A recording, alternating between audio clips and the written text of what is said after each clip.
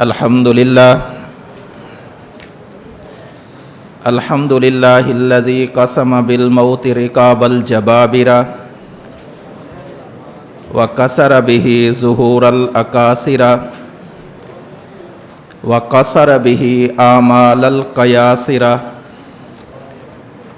وجعل الموت مخلصا للأتقياء وموعدا في حقهم للقاء فله الإنعام بالنعم المتظاهرة وله الانتقام بالنقم القاهرة ونشهد أن لا إله إلا الله وحده لا شريك له ونشهد أن سيدنا ومولانا محمدا عبده ورسوله ذو المعجزات الظاهرة وعلى آله وأصحابه أولي الكمالات الباهرة وسلم تسليما كثيرا كثيرا أما بعد فأعوذ بالله من الشيطان الرجيم بسم الله الرحمن الرحيم أينما تكونوا يدرككم الموت ولو كنتم في بروج مشيدة وقال الله تعالى في مقام آخر كل نفس ذائقة الموت وقال الله تعالى في مقام آخر الذي خلق الموت والحياة ليبلوكم أيكم أحسن عملا وقال النبي صلى الله عليه وسلم تحفة المؤمن الموت وقال النبي صلى الله عليه وسلم اکثروا ذکر حازم اللذات الموت وقال النبی صلی اللہ علیہ وسلم اغتنم خمسا قبل خمس الى ان قال حیاتک قبل موتک اللہم صلی علی محمد وعلی آل محمد کما صلیت علی ابراہیم وعلى آل ابراہیم انک حمید مجید۔ اللہ رب العزت نے انسان کو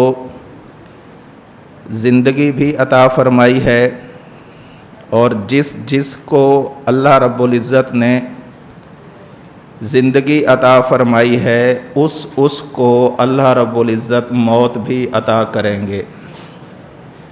ان میں سے بعض کو موت عطا کر دی ہے، بعض زندہ ہیں انہیں بھی موت عطا کریں گے، اور بعض بعد میں زندہ فرمائیں گے اور انہیں بھی موت عطا کریں گے۔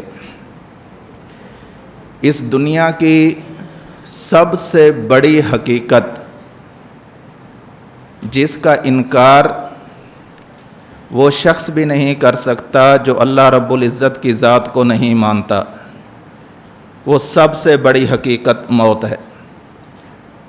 اور اتنی بڑی حقیقت ہے ہم ہر روز دیکھتے ہیں، اپنے گھروں میں دیکھتے ہیں، اپنی برادری خاندان میں دیکھتے ہیں، اپنے قوم قبیلے دوست احباب میں دیکھتے ہیں، اپنے قصبے شہر صوبے میں دیکھتے ہیں، پوری دنیا میں دیکھتے ہیں۔ یہ سب سے بڑی حقیقت ہے۔ اس دنیا میں ایسے انسان موجود ہیں جو قرآن کریم کو سچی کتاب نہیں مانتے، ایسے لوگ بھی موجود ہیں جو نبی کریم صلی اللہ علیہ وسلم کی ختم نبوت پر ایمان نہیں لاتے۔ بعض بدبخت ایسے بھی موجود ہیں جو اللہ رب العزت کی ذات کا انکار کرتے ہیں، لیکن دنیا جہان میں ایک بھی ایسا شخص نہیں ہے، خواہ وہ اللہ کو مانتا ہو، رسول کو مانتا ہو، اسلام کو مانتا ہو یا نہ مانتا ہو، ایک بھی انسان ایسا نہیں ہے کہ جو موت کا انکار کرتا ہو کہ موت نے نہیں آنا، یہ سب کو تسلیم ہے موت نے آنا ہے، لیکن موت کے بعد کیا ہوگا؟ اسلام ایک الگ زاویہ نگاہ سے اپنے پیروکاروں کو تعلیم دیتا ہے کہ موت کے بعد ایک مستقل زندگی ہے۔ باقی ادیان کے اندر بعض میں ہے اور وہ ساتھ ساتھ جنم مانتے ہیں، بعض میں یہ ہے کہ بس یہی دنیا ہے، جو کچھ کرنا ہے کر لو، اس کے بعد کچھ نہیں۔ بعض اپنے مردوں کو بڑے اچھے طریقے سے رخصت کرتے ہیں، اور بعضوں کے ہاں یہ ہے کہ اپنی میت کو جلا ڈالتے ہیں۔ لیکن اسلام تعلیم دیتا ہے کہ جب کوئی انسان فوت ہو جائے، یہ جہان چھوڑ جائے، تو اس کے بعد عزت اور اکرام کے ساتھ، تکریم کے ساتھ، اسلام کی دی ہوئی ہدایات کے مطابق اس کو اپنے اللہ کے حضور پیش کرو، اور جب وہ فوت ہو جائے اس کی میت سامنے رکھو، جنازہ پڑھو اور اللہ سے دعا مانگو کہ اے اللہ، یہ تیرا بندہ تیرے پاس آنے لگا ہے، یہ دنیا چھوڑ چکا ہے، اب اس کی آخرت کی منزلیں شروع ہو رہی ہیں، اللہ ہم سارے اس کی سفارش کرنے کے لیے کھڑے ہیں کہ یا اللہ اس بندے کی بخشش فرما دے۔ یہ اسلام کا طریقہ ہے۔ خود سنن ابی داؤد میں یہ روایت موجود ہے، وہاں پر الفاظ ہیں جئنا شفعاء فاغفر لہ، اے اللہ ہم سفارشی بن کر آپ کی عدالت میں آئے ہیں اپنے بھائی کے لیے، اپنی بہن کے لیے، کہ یا اللہ اس کے جتنے بھی نیک حسنات ہیں فزد فی احسانہ، اس نے اگر اچھے کام کیے ہیں تو اس کو اس کا بدلہ عطا فرما، وَإِن كَانَ مُسِيئًا فَتَجَاوَزْ عَنْهُ، اگر یہ گناہگار تھا تو اس کے گناہوں کو معاف فرما۔ یہ اسلام طریقہ ہے، اسلامی طریقہ ہے۔ یہ اتنا بڑا مسئلہ ہے اور آئے دن ہمیں پیش آتا رہتا ہے۔ ہم جو علم حاصل کر رہے ہیں شریعت کا، یہ شریعت کا علم محض علم برائے علم نہیں ہے کہ سن لیا چلو ہو گیا، برکت حاصل ہو گئی، ایسا نہیں ہے۔ یہ اللہ نے دین اتارا ہی اس لیے ہے کہ اس پر عمل کیا جائے۔ شریعت کیا تعلیم دیتی ہے کہ جب موت کے آثار ظاہر ہونا شروع ہو جائیں، پتہ چل جائے کہ اب یہ شخص مرض الوفات میں ہے، مرنے کے قریب ہے، شریعت تعلیم دیتی ہے۔ صحیح بخاری میں روایت موجود ہے، حضرت ابو سعید خدری رضی اللہ تعالیٰ عنہ راوی ہیں، صحیح مسلم میں بھی موجود ہے، اور امام مسلم نے یا خود باب قائم کیا ہے یا بعض محققین کی تحقیق کے مطابق امام نووی رحمہ اللہ نے اس پر باب قائم کیا ہے، باب تلقین الموتى، کہ جب کوئی شخص دنیا سے رخصت ہو رہا ہو تو اس کو تلقین کیا کرنی ہے۔ حضرت ابو سعید خدری رضی اللہ تعالیٰ عنہ فرماتے ہیں اللہ کے رسول صلی اللہ علیہ وسلم نے ارشاد فرمایا لقنوا موتاکم لا الہ الا اللہ۔ جب کوئی شخص اس حالت میں پہنچ جائے، سکرات میں پہنچ جائے کہ اب پتہ چل جائے کہ بس بیچارہ کچھ ہی لمحوں کا مہمان ہے اور اس نے یہ جہان چھوڑ کر رخصت ہو جانا ہے، تو اب جو ہمارے ہاں طریقہ چلتا ہے یہ طریقہ درست نہیں ہے۔ ہمارے ہاں پتہ ہے کیا ہوتا ہے؟ ہمارے ہاں چند لوگ ساتھ بیٹھ جاتے ہیں، کچھ عورتیں ساتھ بیٹھ جاتی ہیں اور مرنے والے سے کہہ رہے ہوتے ہیں پڑھو لا الہ الا اللہ، پڑھو، کہہ لو کہہ لو کہہ لو، پڑھ لو لا الہ الا اللہ۔ یہ شریعت کی تعلیم نہیں ہے۔ لقنوا موتاکم کا یہ مطلب نہیں ہے۔ محدثین نے لکھا ہے تلقین کرنے کا مطلب یہ ہے کہ تم خود پڑھو، بآواز بلند پڑھو، اور آواز بھی بہت زیادہ بلند نہ کرو، قدر بلند ہو، لا الہ الا اللہ، لا الہ الا اللہ۔ وہ آپ کا لا الہ الا اللہ سن کر خود پڑھ لے گا۔ وجہ کیا ہے کہ اس سے یہ کیوں مطالبہ نہ کیا جائے کہ تم پڑھو؟ اس کی وجہ یہ لکھی ہے کہ جب انسان مرنے لگتا ہے تو مرتے وقت شیطان حضرت شیطان وہ خود حاضر ہوتا ہے، آ کر کہتا ہے، ورغلاتا ہے، اسلام سے دور کرنے کی کوشش کرتا ہے اور طرح طرح کے وساوس دل کے اندر ڈالتا ہے۔ اللہ تعالیٰ معاف فرمائے، بعض مرتبہ وہ اپنے حملوں کے اندر کامیاب ہو جاتا ہے اور جیسے وہ چاہتا ہے وہ مرنے والے شخص کی زبان سے وہی کلمات کہلوا لیتا ہے۔ اگر آپ کہیں اپنے مریض آدمی سے، جو مرنے کے قریب ہو، اگر آپ اس سے کہیں کہ آپ کلمہ پڑھو لا الہ الا اللہ، اگر اس کی زبان سے یہ جملہ نکل گیا کہ میں نہیں پڑھتا اور اسی حالت کے اندر وہ فوت ہو گیا، تو یہ اللہ معاف فرمائے حالت کفر کی موت ہے۔ اس لیے تلقین کا مطلب بھی فقہاء نے اور محدثین نے لکھا ہے۔ تلقین کرنے کا طریقہ کیا ہے؟ طریقہ یہ ہے کہ خود کلمہ پڑھتے رہیں جب آثار ظاہر ہو، اور اگر ہمیں کچھ عادت پڑ جائے، بعض عبادات کی ہمیں عادات پڑ جائیں، تو اللہ گواہ ہے کہ انسان کی زندگی بھی آسان ہو جاتی ہے، اور اللہ کے کرم سے، فضل سے، رحمت اور لطف و عنایات سے امید واثق بلکہ یقین یہ ہے کہ جب انسان مرنے لگے گا تو اللہ اپنا خصوصی کرم کا معاملہ فرمائیں گے اور انسان کی زبان پر یہ جاری ہو جائے گا، لا الہ الا اللہ محمد الرسول اللہ۔ اس لیے شریعت کہتی ہے، اسلام کی تعلیمات یہ ہیں کہ انسان کو اکثر یہ دعا کرتے رہنا چاہیے، اللہم اغفر لی وارحمنی والحقنی بالرفیق الاعلی، اللہ مجھے معاف بھی فرما، اللہ مجھ پر رحم بھی فرما، اور اپنی رفاقت اعلیٰ بھی مجھے نصیب فرما۔ انسان جب یہ خود دنیا کے اندر دعا کا معمول بنا لیتا ہے اور مرتے وقت بھی اگر اس کو یہ دعا یاد آ جاتی ہے، ادھر سے اس کی روح رخصت ہوتی ہے، اللہ بخشش کا فیصلہ فرما دیتے ہیں۔ اس لیے ان دعاؤں کا اہتمام کرنا چاہیے، کلمہ شریف کی کثرت کا اہتمام کرنا چاہیے، دن رات کثرت کے ساتھ ذکر کرنا چاہیے، اور اللہ تبارک و تعالیٰ نے جو بھی عبادت مقرر کی ہے، ہر عبادت کی تعداد، ہر عبادت کی حد بندی فرمائی ہے، فلاں وقت میں کرنی ہے، اتنی کرنی ہے، مخصوص مقدار میں کرنی ہے، لیکن جب ذکر والی عبادت کا وقت آیا تو اللہ فرماتے ہیں اذکر اللہ ذکراً کثیرا، کہ بہت زیادہ کرنا ہے۔ اب ہمیں احساس کرنا چاہیے کہ بہت زیادہ کتنا ہوتا ہے اور ہم کتنا کرتے ہیں۔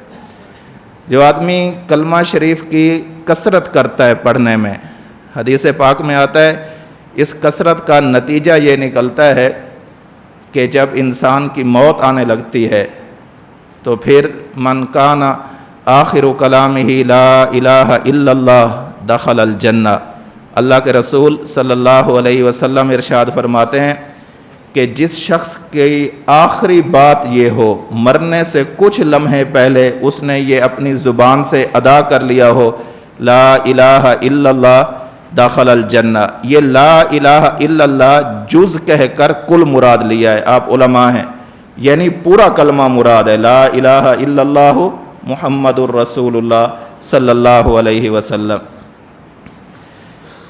جب کوئی شخص فوت ہو جائے، یہ وہ ساری چیزیں اہم چیزیں ہیں کہ ہمیں اس کا علم ہونا چاہیے، شریعت کہتی کیا ہے۔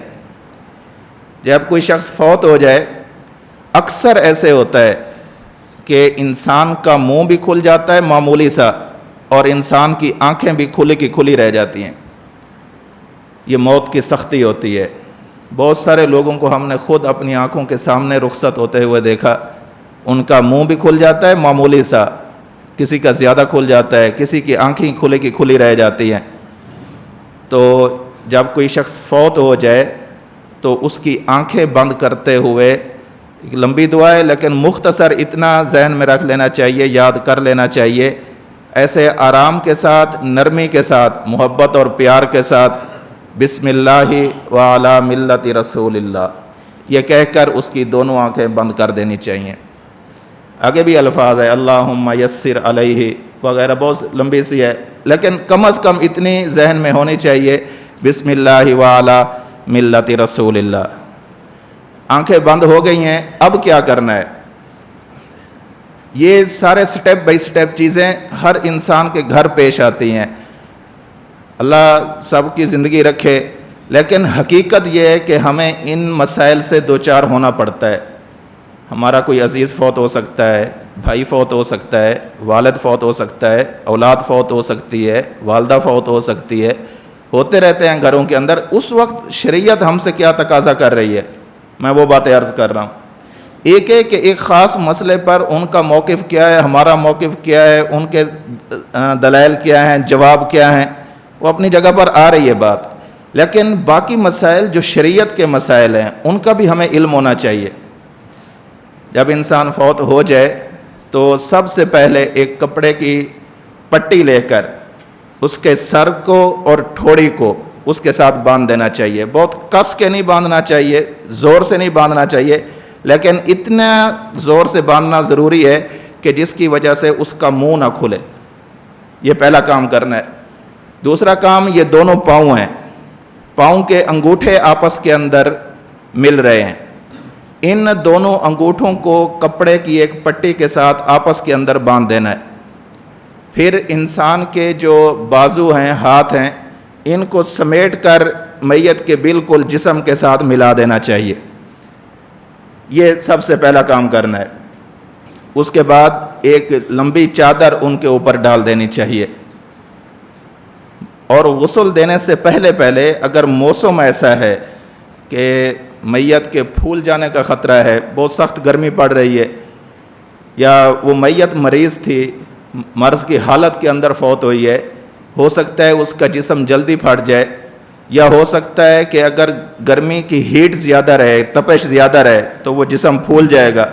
تو بہتر یہ ہے وہاں پنکھا لگا لیا جائے، اگر اے سی ہے وہ لگا لیا جائے، برف کے 1-2 بلاک رکھوا دیے جائیں تاکہ وہ میت کی لاش پھٹنے سے محفوظ رہے. اور بہتر یہ ہے کہ جب کوئی شخص فوت ہو جائے، اگر ایسا مریض آدمی ہے، اس کے پیٹ کے اوپر لکڑی کی یا لوہے کی کوئی چیز اتنے وزن کے لیے رکھ لینی چاہیے کہ جس کی وجہ سے اس میت کا پیٹ اوپر کو نہ پھولے. لیکن آگ سے بنی ہوئی چیز، اینٹ رکھنا یا دوسری چیزیں رکھنا، یہ درست نہیں ہے. یہ بھی استحباب کے درجے کے اندر ہے. اگر میت کی کنڈیشن ایسی ہے، میت اس حالت کے اندر ہے، تب رکھنا چاہیے. اور اگر میت کی ایسی حالت نہیں تو یہ رکھنا ضروری نہیں ہے. اور اگر آپ سمجھ رہے ہیں کہ ہم نہیں رکھیں گے تو جسم بہت زیادہ پھول جائے گا، تو اس وقت لوہے کی کوئی چیز یا لکڑی کی کوئی چیز جس کی وجہ سے ہلکا سا وزن پیٹ پر پڑتا ہو، وہ چیز اس کے اوپر رکھ لینی چاہیے. جب یہ رکھ لیا گیا، اب اس کمرے کے اندر جہاں پر میت کو رکھا گیا ہے، ابھی ہم نے غسل نہیں دیا، جہاں پر میت کو رکھا ہوا ہے، اس کمرے کے اندر ایئر فریشنر ہے وہ چھڑک دیں. اگر کوئی خوشبو ہے، اگر بتی ہے وہ لگا لیں. کوشش یہ کی جائے کہ اس میت والے اس کمرے کے اندر اور اس میت کے قریب، بالکل قریب، کوئی جنبی آدمی، حیضہ عورت، نفاس والی عورت یہ قریب نہ جائے، میت کو ہاتھ نہ لگائے.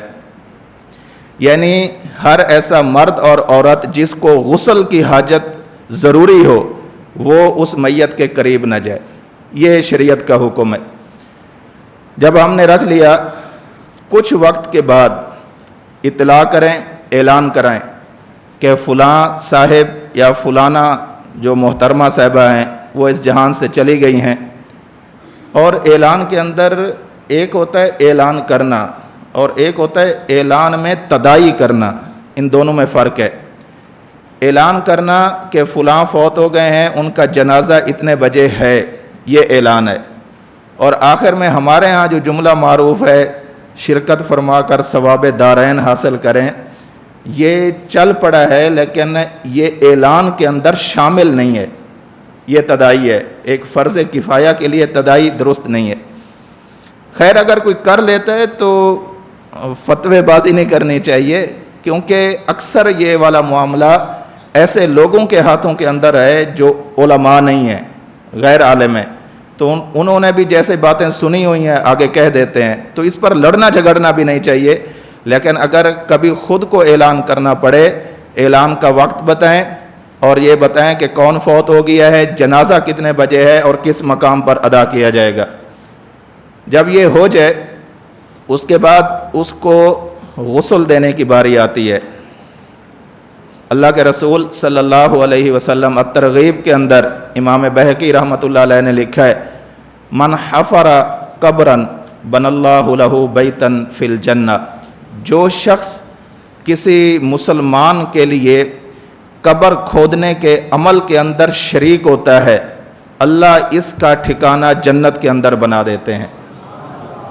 ومن غسل میتا خرج منہ ذنوبہ کیوم ولدتہ امہ، اور جو شخص کسی میت کو غسل دیتا ہے تو اللہ تبارک و تعالیٰ کی رحمت اور کرم اس کی طرف متوجہ ہوتا ہے، اس کے جسم سے گناہ ایسے ختم ہو جاتے ہیں کیوم ولدتہ امہ، جیسے یہ آج کے دن ہی پیدا ہوا ہو اور اس کے ذمے کوئی گناہ نہ ہو۔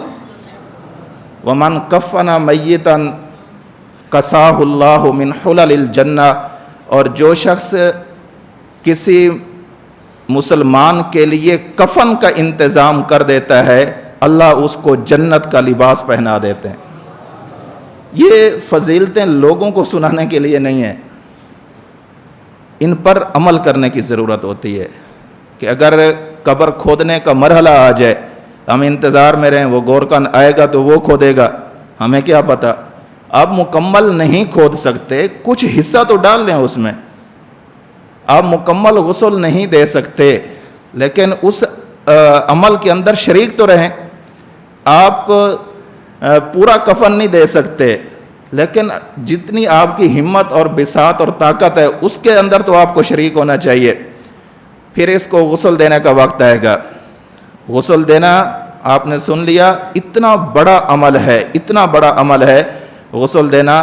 اللہ کے رسول صلی اللہ علیہ وسلم ارشاد فرماتے ہیں کہ جو شخص کسی مسلمان میت کو غسل دیتا ہے اور یا غسل دیتی ہے، اگر کوئی عورت فوت ہو جائے اور عورت کسی عورت کو غسل دیتی ہے، اللہ کے رسول صلی اللہ علیہ وسلم نے فرمایا یہ والا کام کرنے والا خواہ مرد ہے یا عورت ہے، اللہ اس کے جسم سے گناہوں کو ایسے صاف کر دیتے ہیں جیسے یہ ابھی ماں کے پیٹ سے آیا ہو۔ غسل دیں۔ بعض لوگ جب غسل دیتے ہیں تو اس کے بعد پوچھتے ہیں، عموماً فون کر کے پوچھتے ہیں، مسئلہ پوچھتے ہیں، جی میں نے فلاں میت کو غسل دیا ہے، اب میرے لیے غسل کرنا خود میرے لیے ضروری ہے کہ نہیں ہے؟ اللہ کے رسول صلی اللہ علیہ وسلم نے فرمایا من غسل میتا فلیغسل، جو کسی میت کو غسل دے اس کے لیے مستحب اچھا یہ ہے کہ وہ بھی غسل کر لے۔ یہ کیوں کرے؟ یہ فرض نہیں ہے، واجب نہیں ہے۔ کیوں؟ اس لیے بعض مرتبہ جب میت کو غسل دیا جا رہا ہوتا ہے تو میت کا کچھ گندگی، کچھ غلاظت اس کے جسم سے نکل سکتی ہے، وہ کپڑوں پر لگ سکتی ہے، تو ایک وہم سا، شک سا ہر وقت پڑا رہتا ہے، یار دیا ہے اس کی کچھ نجاست نکلی ہوگی، اس کے چھینٹے میرے کپڑے پر پڑے ہوں گے، جسم پر پڑے ہوں گے، اب میں غسل نہیں کرتا، تو ایک تردد کی کیفیت رہتی ہے۔ تو شریعت اس تردد کی، تذبذب کی کیفیت کو ختم کرنے کے لیے کہتی ہے فلیغسل، اب اسے چاہیے کہ یہ غسل کر لے، اچھی بات ہے۔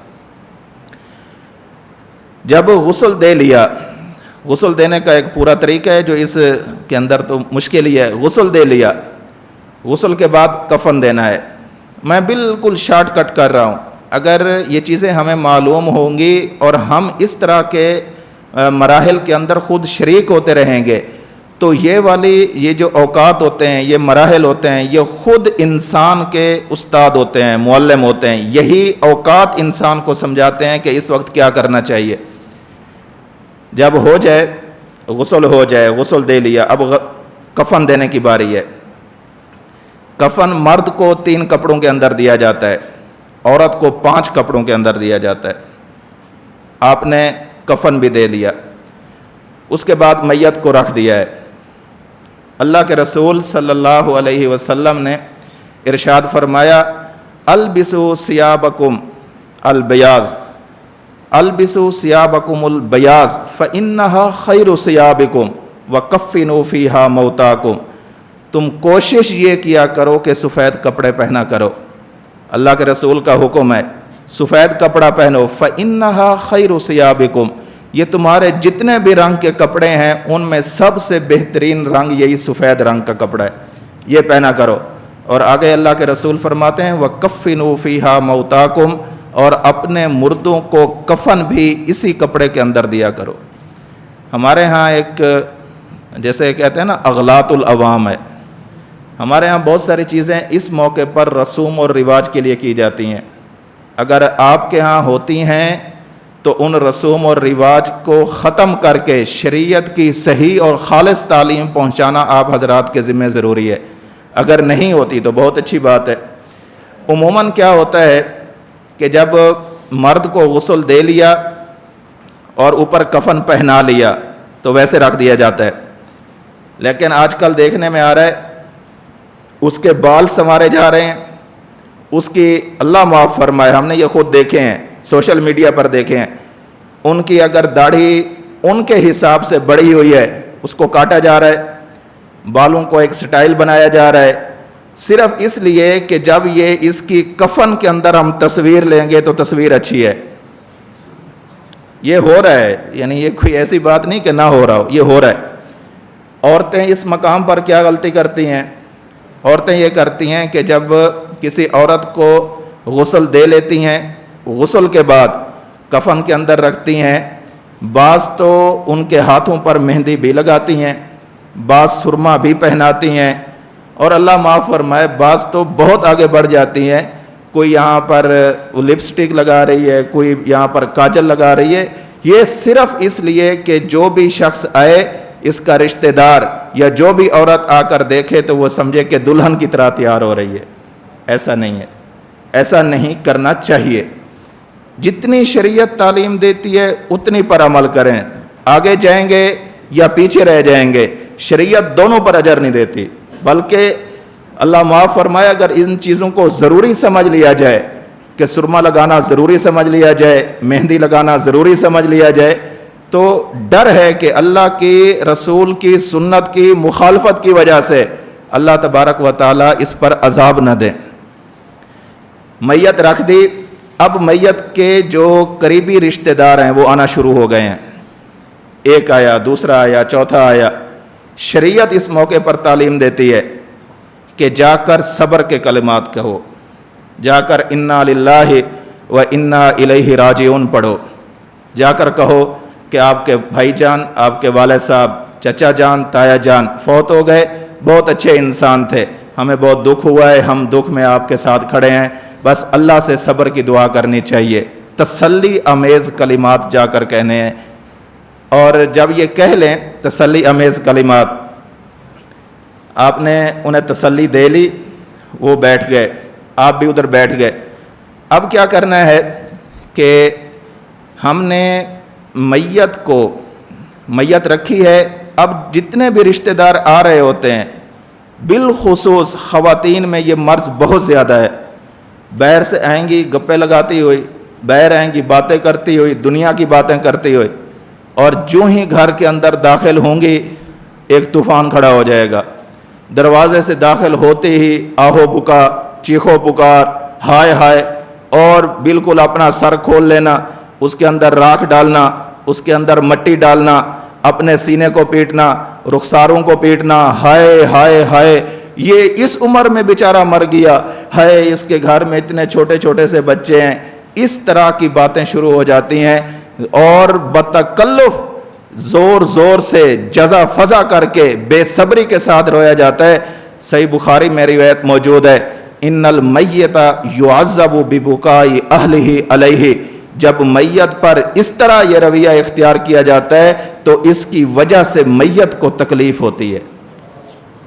لیکن ہمارے ہاں دستور ہے اگر کوئی عورت جائے اور روئے بغیر واپس آ جائے تو خود میت کے گھر والے کہتے ہیں فلانی آئی تو ہے لیکن روئی نہیں ہے. یعنی عجیب بات ہے, رونا چاہیے. ہم شریعت اس کی تعلیم نہیں دیتی کہ بالکل سرے سے پتھر بن جائے انسان, لوہا بن جائے, ایسا نہیں ہے. حضرت نبی کریم صلی اللہ علیہ وسلم کے بیٹے حضرت ابراہیم فوت ہوئے, 18 माह की उम्र है। अल्लाह के रसूल सल्लल्लाहु अलैहि वसल्लम को बेहद प्यारे और अजीज़ थे। आप सल्लल्लाहु अलैहि वसल्लम ने हज़रत इब्राहीम को उठाया और कहा कि इन्ना बिफ़िराक़िका या इब्राहीम लमहज़ूनून, ऐ इब्राहीम आपकी जुदाई ने हमें गमगीन कर दिया है। फिर सहाबा फरमाते हैं अल्लाह के नबी सल्लल्लाहु अलैहि वसल्लम की आँखों से आंसू मुबारक गिरते हुए हमने खुद देखे हैं। ये मना नहीं है, अगर कोई रो लेता है मना नहीं है, और रोना आना भी चाहिए। ये शफकत का एक मादा है जो हर इंसान के दिल के अंदर होना चाहिए। बाज़ लोग चूँकि शरीयत की तालीम से वाकिफ़ नहीं होते, वो इस मौके पर इस कदर अपने ऊपर ज़ब्त करते हैं कि कहीं कोई आंसू गिर ही न जाए, कहीं हम गुनाहगार ना हो जाएं। यह गलत बात है। शरीयत कहती है रोना आए रो लो, लेकिन इस रोने पर अल्लाह से दुआ मांगो, अल्लाह इसकी मग़फ़रत फरमा, और ख़ुद सब्र करो, अहले मैयत को सब्र करने की तलकीन करो। लेकिन हम क्या करते हैं, तसल्ली देने जाते हैं, जो तसल्ली देने के लिए आए हुए होते हैं, बाज़ मर्तबा उन्हें तसल्ली देनी पड़ती है कि आप ज़रा ठीक रहें, बाकी हम ठीक हैं। ऐसी सूरत हाल पैदा हो जाती है। तो ऐसे मौके पर जो करीबी रिश्तेदार हैं, अब ये करना है कि जब मैयत पर रो धो जितना है वो रो लिया, अब मैयत को बाहर लाना है, घर से बाहर। याद रखें, आपके घर का मसला हो, आपके रिश्तेदारों का मसला हो, आपके दोस्त अहबाब का मसला हो, इन मसाइल को आपस के अंदर डिस्कस करते रहना चाहिए, एक दूसरे को बताते रहना चाहिए, भाई इस मौके पर शरीयत की ये तालीम है। जब घर से मैयत लानी है, सबसे पहला काम ये करना है कि किसी को कहकर, फ़ोन करके या छोटे बच्चे को भेजकर घर के अंदर पर्दा कराया जाए। वजह कि उस घर के अंदर ख़वातीन मौजूद हैं। ऐसी ख़वातीन भी हैं जो गैर महरम हैं, ऐसी ख़वातीन भी हैं जिनसे पर्दा करना वाजिब और ज़रूरी है। लिहाजा सब लोग उसके अंदर ना घुस जाएं, सिर्फ मैयत के करीबी रिश्तेदार घर के अंदर दाखिल हों। दूसरी गलती क्या होती है? दूसरी गलती ये होती है कि जब मैयत को घर से लाना होता है, मसलन मैं किसी का दोस्त हूँ, रिश्तेदार नहीं हूँ, मैं भी साथ दाखिल हो जाऊँगा, आप हैं आप भी साथ दाखिल हो जाएंगे, दूसरा है, तीसरा है, चौथा है, हम सब ऐसे हड़बूंग मचाकर घर के अंदर दाखिल हो जाते हैं। ये शरीयत का तरीका नहीं है। सिर्फ करीबी रिश्तेदार जाएं, और बाकी जो लोग बच गए हैं वो मैयत के दरवाजे के सामने खड़े ना हों, बल्कि हट कर खड़े हों। दरवाज़ा खुलेगा, औरतें मौजूद होंगी, बेपर्दगी होगी। शरीयत रोकती है कि ऐसे मौक़ों पर घर के दरवाजे से हट कर खड़ा होना चाहिए। मैयत बाहर आ गई, अब मैयत को लेकर जाना है। मैयत को जब लेकर जाना है तो हमारे यहाँ क्या मशहूर होता है, किसी को कुछ पता नहीं होता कि मैयत को कंधा देने का तरीका क्या है। मैयत के साथ जाते हुए दिल के अंदर फ़िक्र आखरत के जज्बात पैदा करना, मैयत की बख्शिश के लिए दुआ करते रहना, अपनी कब्र आखरत के लिए दुआएं करते रहना, ये नहीं होता। एक ने उठाया, पीछे 10 लोग आ रहे हैं।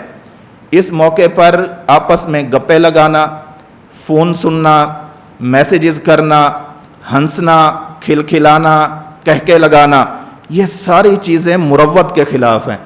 इंसान खुशी गमी के अंदर शरीक होने के भी कुछ आदाब जानता हो। ये थोड़ा है कि उनका कोई, किसी का घर का कोई करीबी रिश्तेदार, किसी का वालिद, किसी का भतीजा, किसी का भांजा वो फौत हो गया है और आप पीछे गप्पे लगा रहे हैं। ये गप्पे लगाने का वक्त नहीं है, ये फ़ोन सुनने के वक्त नहीं है। 10 मिनट लग जाएंगे, 12 मिनट लग जाएंगे, 15 मिनट लग जाएंगे, 15 मिनट बाद भी फ़ोन हो सकता है कि नहीं हो सकता। फिर जाते हुए, चूँकि हमारा ये पाकिस्तान, हमारा बांग्लादेश, हमारा हिंदुस्तान, ये जितने हमारे इलाके हैं, इन इलाकों में हमने हिंदू कौम के साथ ज़्यादा उठना बैठना रखा हुआ है। हमारे आबा व अजदाद इन्हीं के साथ उठते बैठते। अब हिंदू क्या करते थे कि जब अपनी मैयत को लेकर जा रहे होते थे तो कहते थे बोलो राम बोलो, बोलो राम बोलो, राम राम राम राम राम बोलो। ये अपनी मैयत को भी लेकर जा रहे हैं और साथ साथ ये भी कह रहे हैं राम बोलो, राम बोलो। शरीयत, अच्छा, वहाँ जो मुसलमान रहते थे उन्होंने ہندوؤں کے جنازے اور مسلمانوں کے جنازے میں فرق کرنے کے لیے کیا کیا؟ وہ کہتے ہیں کلمہ شہادت اشہد ان لا الہ الا اللہ و اشہد ان محمد الرسول اللہ. یہ کچھ عرصہ ہم نے ہندوؤں اور مسلمانوں کے جنازوں میں فرق کرنے کے لیے ہمارے بعض بزرگوں نے ایسا کر لیا تھا. آج ہم اسی روش کو لے کر چل رہے ہیں. پھر استغفر اللہ غفر اللہ لکم، جو کچھ زیادہ نیک ہوں گے نا انہوں نے عربی بھی یاد کی ہوئی ہوگی. بھائی تم جو ہے نا کلمہ شہادت زور سے کہو، ایک زور سے کہے گا، پھر میت کے قریب قریب رہے گا، پھر تھوڑی دیر بعد از خود کلمہ شہادت. یہ کلمہ شہادت کیوں کہہ رہے ہیں؟ ہندوستان میں یہ بات سمجھ آتی ہے کہ ہندو کا جنازہ اور مسلمانوں کے جنازے میں فرق کرنے کے لیے، شریعت میں نہیں، صرف فرق کرنے کے لیے. وہاں چلو کچھ بات سمجھ میں آتی ہے. یہاں کیا ہے؟ خیبر پختونخوا، پشاور، چارسدہ، سوابی، چکوال، ڈیرہ اسماعیل خان، ملتان، ان علاقوں میں کیا ضرورت ہے؟ بس اس وقت جائیں. اور امام ابراہیم نخعی رحمۃ اللہ علیہ نے انہوں نے اس بات کو مکروہ لکھا ہے کہ زور زور سے ذکر کرنا اور زور زور سے اس کے لیے دعا کرنا با آواز بلند، چونکہ شریعت سے ثابت نہیں ہے. اور جو شخص اس کو شریعت سمجھ کر یہ کام کر رہا ہے وہ بدعت کا ارتکاب کر رہا ہے. ایسا نہیں کرنا چاہیے. وہاں پر میت کو لے لیں. اب میت کا سر کس طرف رکھنا ہے؟ کندھا دینے کا طریقہ کیا ہے؟ کندھا دینے کی فضیلت کیا ہے؟ کندھا دینے کا طریقہ حکیم الامت مجدد الملت حضرت مولانا اشرف علی تھانوی رحمۃ اللہ علیہ نے لکھا ہے، باقی فقہا نے بھی لکھا ہے. جس وقت میت کو رکھا جائے، جس طرف میت کو لے کر جا رہے ہیں اسی طرف میت کا سر ہونا چاہیے. مثلا ہم جا رہے ہیں اس طرف، ہم نے وہ جو کندھا دیا ہوا ہے تو میت کا سر بھی اسی طرف ہونا چاہیے. اگر ہم اس طرف جا رہے ہیں میت کا سر بھی ادھر ہونا چاہیے. جس طرف بھی جا رہے ہیں تو جس طرف لوگ جا رہے ہیں میت کا سر بھی اسی طرف ہونا چاہیے. پھر کندھا دینے کے اندر مثلا یہ میت ہے، یہ میت کا سر ہے، یہ میت ہے. اب سب سے پہلے میت کا جو دایاں کندھا بنتا ہے، میت کا، آپ لوگوں کا نہیں، اٹھانے والوں کا نہیں، میت کا جو دایاں کندھا بنتا ہے اس دائیں کندھے کے سر والے حصے کی جانب سب سے پہلے کندھا دینا چاہیے. یہ استحبابی حکم ہے. اس کے لیے ضروری نہیں کہ لڑیں، میں نے ادھر سے ہی دینا ہے ورنہ نہیں دوں گا. جو بھی کندھا دینے کا آپ کو موقع ملے دے لیں، اس میں حرج نہیں ہے. لیکن مستحب طریقہ کیا ہے کہ میت کے کندھے سر کی طرف دائیں کندھے کی جانب پہلے کندھا دیں، 10 قدم چلیں کم از کم، پھر اسی کی جانب دائیں جانب پاؤں کی جانب آ جائیں، پھر بائیں طرف جب جائیں کندھے کی طرف تو وہاں پر دیں، اور پھر پیچھے بائیں جانب پاؤں کی طرف آ کر دیں. اللہ کے رسول صلی اللہ علیہ وسلم نے ارشاد فرمایا، معجم اوسط طبرانی میں روایت موجود ہے، من حمل لجوانب السریر اربعۃ غفر له 40 کبیرۃ. جو شخص میت کو کندھا دیتا ہے اللہ تبارک و تعالیٰ اس کے 40 کبیرہ گناہوں کو معاف فرما دیتے ہیں. اب مجھے یہ بتائیں، یہ والی چیزیں پڑھنے پڑھانے اور سمجھنے سمجھانے والی ہیں کہ نہیں ہیں؟ لیکن عموماً کیا سمجھا جاتا ہے کہ صرف جنازہ پڑھنا ہے، ہم نے صرف جنازہ ہی ہے. لیکن اس سے پہلے بھی تو کچھ شریعت کہہ رہی ہے. یہ جو ہم کہتے ہیں کہ شریعت ایک ایک موڑ پر رہنمائی کرتی ہے، یہ وہ موڑ نہیں ہے جہاں پر شریعت رہنمائی نہ کرتی ہو. ہر موقع پر شریعت رہنمائی کرتی ہے. ہمیں کوشش یہ کرنی چاہیے کہ اگر کوئی فوت ہو جائے، اس کے فوت ہونے سے لے کر اس کی تدفین تک جتنے مراحل ہیں، ان تمام مراحل کے بارے میں شریعت کی معلومات سے ہمیں، شریعت کی تعلیمات سے ہمیں واقف ہونا چاہیے. صرف واقف نہیں، اس پر عمل پیرا ہونا چاہیے. جب جنازہ لے کر جانا ہے تو اس جنازے کے اندر عورتیں ساتھ نہ چلیں. بعض دیہاتوں میں رواج ہے، دیہاتوں میں، شہروں کی بات نہیں ہے، بعض دیہاتوں میں رواج ہے آگے آگے مرد چلتے ہیں، پیچھے خواتین ضرور آتی ہیں. اور نظریہ کیا ہوتا ہے کہ اگر نہیں جائیں گی تو لوگ کیا سمجھیں گے کہ مردے سے کوئی رشتہ ہی نہیں ہے، کوئی تعلق ہی نہیں ہے. صرف لوگوں میں اپنی ناک رکھنے کے لیے، اور کچھ بھی نہیں ہوتا. حضرت علی رضی اللہ تعالیٰ عنہ فرماتے ہیں، معذورات غیر ماجورات. یہ بس آتی تو ہیں لیکن انہیں کوئی اجر نہیں ملنے والا، یہ انہیں کوئی اجر نہیں ملے گا، بلکہ اگر اس آنے کو ضروری سمجھیں گی تو ڈر ہے کہ اس پر اللہ عذاب نہ دے، اس لیے خواتین گھروں کے اندر رہیں، وہ وہاں سے باہر نہ نکلیں۔ قبرستان کے اندر ہم لے کر آ گئے، وہاں پر ہم نے میت کو رکھ دیا، جس جگہ پر رکھنا ہے خیال کیا جائے اس کے قریب قریب کوئی نجاست نہ ہو۔ اور ہمارے ہاں یہ جو ایک مسئلہ ہے کہ جنازگاہ جتنے بھی ہوتے ہیں ان کی حالت ایسی ہوتی ہے کہ ان پر بھی جنازہ پڑھنے کو دل کرتا ہے، سچی بات ہے، ساتھ میں وضو کرنے کا کوئی اچھا انتظام نہیں، وہاں پر میت کو رکھنے کے لیے کوئی انتظام نہیں، گھاس اگا ہوا ہے، کوئی حالت نہیں ہمارے جنازگاہوں کی۔ اہلیان شہر جیسے اپنی مسجد کو اچھا بناتے ہیں تو کم از کم یہ بات سوچ لینی چاہیے کہ یہ والی چیز ہر مسلمان کی ضرورت ہے، اس لیے جنازے گاہ بھی اچھے ہونے چاہیے، ساتھ میں طہارت کے لیے انتظام ہونا چاہیے، وضو کا انتظام ہونا چاہیے اور وضو کا اچھا خاصا انتظام ہونا چاہیے۔ بعض جنازگاہ ایسے ہیں آپ وہاں جائیں گے، پرانے وقتوں میں کسی اللہ والے نے کچھ کر دیا ہو تو کر دیا ہو، ایک نلکا لگا ہوا ہے، نلکے کے ساتھ ایک ٹینکی رکھی ہوئی ہے، اس میں سے ایک پیپ گزر رہا ہے، اس میں 4 ٹوٹیاں لگی ہوئی ہیں۔ اب جس نے وضو کرنا ہے وہاں موٹر نہیں لگائیں گے، ایک شخص بیچارہ لگا ہوگا گرمی کے اندر پسینوں پسینے ہو کر، وہ نلکے کی ہتھی چلا رہا ہے، لگا ہوا ہے بیچارہ اور ثواب سمجھ کر لگا ہوا ہے، وہ تو ٹھیک ہے اسے اجر مل جائے گا، لیکن سب کی ضرورت ہے وہاں پر ایک موٹر لگوائیں، وہاں پر اچھا سا پانی کا انتظام کرائیں تاکہ جس شخص نے آ کر جنازہ پڑھنا ہے وہ اپنا وضو وغیرہ اچھے طریقے سے کر سکے۔ جب وہاں پر ہم جنازہ رکھ دیتے ہیں، وہاں پر جو علاقے کا امام صاحب ہے، مولوی صاحب ہے، خطیب صاحب ہے، عالم صاحب ہے، قاری صاحب ہے، چونکہ جنازے بیچارے انہوں نے ہی پڑھانے ہوتے ہیں، کوئی پروفیسر صاحب، کوئی ڈاکٹر صاحب، کوئی انجینئر صاحب، کوئی پائلٹ صاحب، کوئی کپتان صاحب، کوئی فلانا صاحب، ڈمکانا صاحب، وہ بیچارے جنازہ پڑھانے کے لیے آگے نہیں آتے۔ وجہ آپ لوگ جانتے ہیں کہ کیوں نہیں آتے؟ آتا نہیں ہے، پیچھے کھڑے ہوتے ہیں، چلو خیر وہ دوسری طرف بات نکل جائے گی۔ امام صاحب جب کھڑا ہو تو اس موقع پر جو لوگ آ چکے ہیں ان لوگوں کے دین کی فکر کرے، اس موقع پر نماز کی تلقین کرے، فکر آخرت پر کوئی اچھا سا پر اثر سا بیان کرے اور انہیں مسائل جنازہ سیکھنے کی ترغیب دے۔ بھی دیکھیں ہمیں آئے دن جنازے پڑھنے پڑتے ہیں، جنازے کے لیے کیا کیا چیزیں ضروری ہیں، جنازے کی دعائیں کون کون سی ہیں، جنازے کے اندر فرائض کون سے ہیں، جنازے کی سنن کون سی ہیں، جنازے کی دعا کیسے یاد ہو سکتی ہے، یہ ساری چیزیں انہیں بتانی چاہیے، اس موقع کا فائدہ اٹھانا چاہیے۔ پھر اس کے بعد یہ ہوتا ہے کہ امام صاحب جب یہ ساری گفتگو کر لیتا ہے، پورا وقت ہونے کے قریب ہوتا ہے، ابھی سبق کا وقت پورا نہیں ہوا، ویسے کہہ رہا ہوں کہ جنازے کا وقت پورا ہونے کا قریب ہوتا ہے، تو پھر کہا جاتا ہے کہ صفیں بنائیں جی، صفیں بننا شروع ہوتی ہیں۔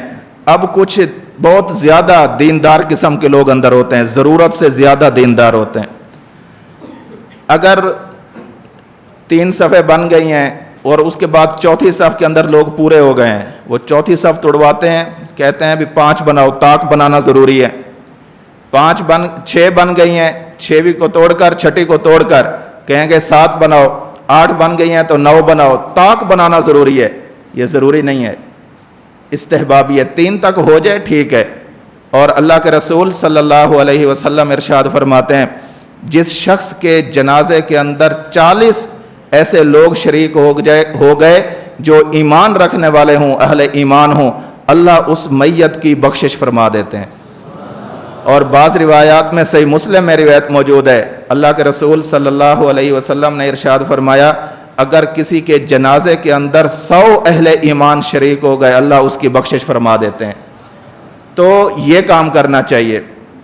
جب صفیں بن جائیں، اب یہ ہوتا ہے مولوی صاحب ٹھہرنا، 1 منٹ ٹھہرنا جی، ابھی وضو بنا رہے ہیں، مولوی صاحب بیچارہ پھر اپنی بات کو لمبا کرتا ہے، بھئی دیکھیں قبر ہے، حشر ہے، آخرت ہے، جنت ہے، جہنم ہے، پھر پوچھتا ہے ہاں بھئی سب آ گئے، جنازہ شروع کریں۔ اب جنازے کا وقت تھا 11:15، اور 11:30 پونے 12 کا وقت ہو گیا ہوتا ہے، جو ہی مولوی صاحب کہتے ہیں نا کہ چلیں صفیں بنا لیں، نیت کر لیں، تو پیچھے سے وہ آخری صف سے آواز آتی ہے، مولانا صاحب 1 منٹ، ابھی 2 آدمی آ رہے ہیں۔ مولوی صاحب بیچارے پھر رک جاتے ہیں کہ کہیں یہ لوگ ناراض نہ ہو جائیں۔ سب سے بنیادی بات یاد رکھنی چاہیے، اگر ہمارا کوئی عزیز، کوئی رشتہ دار فوت ہو جائے، ہمیں بر وقت وہاں پر پہنچنا چاہیے، اس کے جنازے سے کچھ وقت پہلے پہنچ جانا چاہیے۔ تاہم آپ اس کے ورثاء میں ہیں، اب کچھ بہت ہی زیادہ لیٹ ہو گئے، جنازے کا جو مقررہ وقت تھا آپ کا اور اس کا فاصلہ کچھ زیادہ ہی بڑھ گیا ہے، آپ کا اخلاقی فرض بنتا ہے کہ آپ فون کریں، انہیں کہیں کہ میں جنازے میں بہت دیر سے پہنچوں گا، میرے لیے انتظار نہ کریں، آپ جنازہ پڑھا دیں، میں بعد میں پہنچ جاؤں گا، یہ اخلاقی فرض بنتا ہے۔ لیکن ہمارے لوگ کیا کرتے ہیں، ابھی وہ یہاں سرگودا میں پہنچنا ہوگا، ابھی وہ پنڈی بھٹیاں سے بھی پیچھے ہوں گے، نماز جنازہ کا پورا وقت ہوگا، وہ گاڑی میں بیٹھے ہوں گے، ساتھ میں جھوٹ بول رہے ہوں گے، میں بس ابھی 5 منٹ میں پہنچا جی۔ مجھے بتائیں، یہ پنڈی بھٹیاں ہو، خانقاہ ڈوگرا ہو، وہاں سے 5 منٹ میں آدمی یہاں سرگودا پہنچ سکتا ہے؟ نہیں پہنچ سکتا۔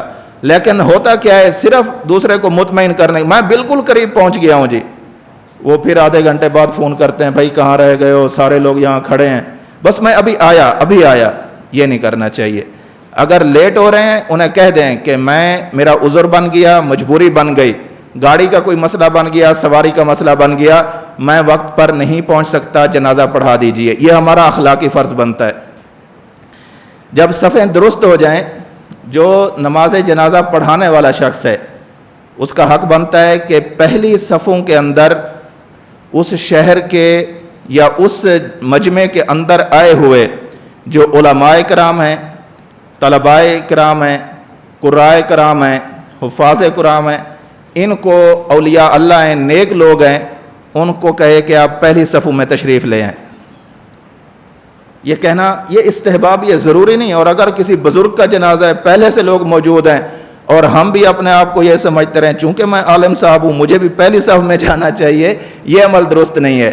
اگر کچھ لوگ پہلی صفوں میں اہل علم موجود ہیں تو باقیوں کو دھکم پیل کر کے جانا ضروری بھی نہیں سمجھنا چاہیے کہ اگر میں نہ گیا تو یہ نہ ہو کہ میت کی بخشش ہی نہ ہو چونکہ میں پچھلی صف کے اندر کھڑا ہوا ہوں، یہ بھی نہیں ہونا چاہیے، بس دل سے دعا کرنی چاہیے۔ جب صفیں پوری ہو جائیں، صفوں کی گنتی کا بھی خیال کر لیا جائے۔ اب امام صاحب نے کھڑا ہونا ہے تو امام صاحب میت کے کس جانب پر کھڑا ہو؟ بہتر یہ ہے کہ جوتے اتار دینے چاہیے، بہتر یہ ہے۔ لیکن ہمارے لوگ کیا کرتے ہیں، جوتے اتارتے ہیں اور نہیں بھی اتارتے، یعنی جوتے سے پاؤں تو نکال لیتے ہیں اور اسی جوتے کو اوپر رکھ لیتے ہیں۔ ابھی تو موسم کچھ تبدیل ہو رہا ہے نا، یہ کچھ گرمی آ رہی ہے، جو سردیوں کا موسم ہوتا ہے ہر ایک نے گرم جوتا پہنا ہوتا ہے، جرابیں پہنی ہوتی ہیں، وہ پاؤں نکالتا ضرور ہے لیکن زمین پہ نہیں رکھتا، وجہ کہ 20 روپے کی جراب خراب نہ ہو، جنازہ خراب ہوتا ہے ہو جائے۔ اگر جوتے پر نجاست لگی ہے، گندگی لگی ہے، اس کے اوپر پاؤں رکھ کر یہ کھڑا ہوا ہے تو اس کا جنازہ نہیں ہوتا، کیونکہ اس جگہ کا پاک ہونا یہ شرائط میں سے ہے کہ جگہ پاک ہو جہاں پر کھڑے ہو کر یہ جنازہ پڑھ رہا ہے۔ لیکن ہم یہ باتیں عوام کو سمجھاتے نہیں ہیں، سارا قصور بیچاری عوام کا بھی نہیں ہے، کچھ قصور بیچارے علماء کا بھی ہے۔ ہمارے بیچارے علماء جو ہیں نا، بس یہ کہتے ہیں ٹھیک ہے چل رہا ہے کام، چلنے دو، کیا ہوتا ہے اس سے۔ مسائل بتانے چاہیے ہمیں۔ یہ جو چسکا پڑا ہے نا جی، جب بھی جمعہ پڑھیں، ہم جب بھی بیان کریں، جب بھی کوئی جلسہ ہو، جب بھی کوئی اجتماع ہو، اس کے اندر واقعات اور ایسے واقعات کا انتخاب کرنا اور مسئلہ ایک بھی ذکر نہ کرنا۔ واقعات سنانے چاہیے، ٹھیک ہے، واقعات سنانے سے بھی انسان کے دل کے اندر عمل کا جذبہ ابھرتا ہے، لیکن اس کا یہ مطلب ہرگز نہیں کہ آپ مسائل ہی نہ بتائیں۔ یا پھر وہی بات ہمیں سمجھنی چاہیے جو استاد محترم متکلم اسلام شیخ طریقت حضرت مولانا محمد الیاس گمن صاحب اکثر ارشاد فرماتے رہتے ہیں کہ آتے نہیں ہیں، ہمیں مسائل آتے نہیں ہیں، اس لیے ہم یہ کہتے ہیں کہ ہمارا مسائل بتانے کا ذرا مزاج نہیں ہے۔ یہ مزاج کا مسئلہ نہیں ہوتا، یہ اپنے مزاج کی خرابی ہوتی ہے کہ خود کو مسائل آ نہیں رہے ہوتے۔ جب صفیں درست ہو جائیں امام صاحب بھی جوتا اتار دے اور مقتدیوں کو بھی چاہیے کہ جب جوتے اتاریں جہاں پر کھڑے ہیں اپنے سامنے جوتے اتاریں۔ بعض لوگوں کو دین پر عمل کرنے کا اتنا ہیضہ ہوتا ہے کہ وہ جوتا اتاریں گے یہ سمجھیں گے کہ یار میں نماز پڑھ رہا ہوں سامنے جوتا پڑا ہو، انا العین تحت العین، جہاں جوتے رکھنے ہیں وہ آنکھوں کے سامنے ہی ہونا چاہیے۔ ورنہ کیا ہوتا ہے، کسی کا اچھا جوتا ہوتا ہے، قیمتی جوتا ہوتا ہے، پیچھے والے آدمی کا دل خراب ہوتا ہے، یہ ابھی سلام مکمل پھیر کے فارغ ہوتا ہے کہ دیکھوں جوتا کہاں ہے، نہ وہ جوتا ہوتا ہے نہ وہ پیچھے والا بندہ ہوتا ہے جو لے کر اڑ گیا ہوتا ہے۔ ایسے موقعوں پر وہ جوتا اپنا سامنے اتاریں، جوتا رکھ دیں اور صفیں سیدھی کر لیں۔ صفیں سیدھے کرنے کے بعد اب دل کے اندر یہ خیال کریں کہ آج اس کا جنازہ ہے، ہم اس کے جنازے پر آ کر کھڑے ہوئے ہیں، ہم اس کے لیے دعائیں کر رہے ہیں، آج یہ ہم سے رخصت ہو کر جا رہا ہے، کل ہمارے اوپر بھی ایسا وقت آنا ہے، ایک دن ہم ایسے چارپائی پر پڑے ہوں گے، کچھ لوگ آئیں گے ہمارا جنازہ پڑھیں گے اور پڑھ کر چلے جائیں گے۔ اس موقع پر اپنی قبر کو، آخرت کو، حشر کو، جنت کو، جہنم کو یاد کرنا چاہیے۔ یہ نہیں کہ لوگوں کے اندر محض حاضری لگوانے کے لیے انسان جائے۔ جنازہ پڑھنے کا مقصد یہی ہے کہ انسان کو خود عبرت ملتی رہے کہ ایک دن جیسے یہ جہان چھوڑ کر جا رہا ہے ایک دن میں نے بھی یہ جہان چھوڑ کر چلے جانا ہے۔ اب امام صاحب کو چاہیے اگر مرد کا جنازہ ہے تو امام صاحب اس کے سینے کے برابر کھڑا ہو، چارپائی رکھی ہے تو امام صاحب کو چاہیے کہ وہ اس کے سینے کے برابر کھڑا ہو۔ کیوں؟ سینے کے اندر دل ہے اور دل ایمان کا محل ہے۔ ایمان کا محل کیا ہے جی؟ دل ہے۔ اگر عورت کا جنازہ ہے، عورت کا جنازہ جب بھی لایا جائے ہمیں اپنے علاقوں کے اندر اس بات کا خیال رکھنا چاہیے کہ جو چارپائی ہم جنازے کے لیے لے کر جاتے ہیں اس چارپائی کا تھوڑا سا ایک فریم بنوا لینا چاہیے۔ اگر عورت کو چارپائی پر رکھا ہے اوپر لوہے سے بنا ہوا ایک فریم ہو، اس کے اوپر کپڑا ڈال کر جایا جائے، پتہ نہ چلے عورت کی جسمانی ساخت موٹی ہے پتلی ہے، بیچاری کیسی ہے کیسی نہیں ہے یہ پتہ نہیں چلنا چاہیے، وہ رکھ دیں وہاں پر۔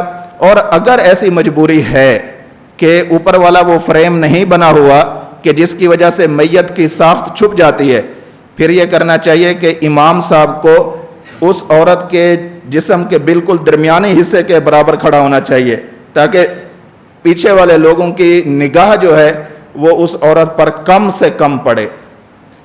جب یہ جنازہ کے لیے آپ کھڑے ہوں گے پھر جوتے بھی آپ نے اتار دیے۔ جنازے کے فرض دو ہیں، تکبیرات اور قیام، تکبیریں کہنا اور ساتھ میں کھڑے ہو کر جنازہ پڑھنا، قیام کرنا، یہ فرض ہے۔ سنتیں تین ہیں، تین سنتیں ہیں، اللہ کی حمد بیان کرنا، اللہ کے رسول صلی اللہ علیہ وسلم پر درود بھیجنا اور میت کے لیے دعا کرنا، یہ۔ اور جنازے کی شرطیں بھی دو ہیں ان لوگوں کے لیے جو جنازہ پڑھنے گئے ہیں، ان کے لیے دو شرطیں ہیں۔ پہلی بات کہ طہارت پر ہوں اور ستر کا خیال کرنا چاہیے، اور جو میت ہے اس کے لیے 6 شرطیں ہیں۔ پہلی شرط مسلمان ہو، دوسری میت پاک ہو۔ بعض میتیں ایسی ہوتی ہیں انہیں غسل دے لیا بعد میں جسم سے کچھ غلاظت نکلتی ہے، کوشش کی جائے کہ ان کی زیادہ سے زیادہ صفائی کی جائے، آخر میں کوئی کپاس یا کوئی ایسی روئی وغیرہ اتنی رکھ دی جائے کہ اب اس کے جسم سے مزید نجاست نکلے نہ، یہ خیال کرنا چاہیے۔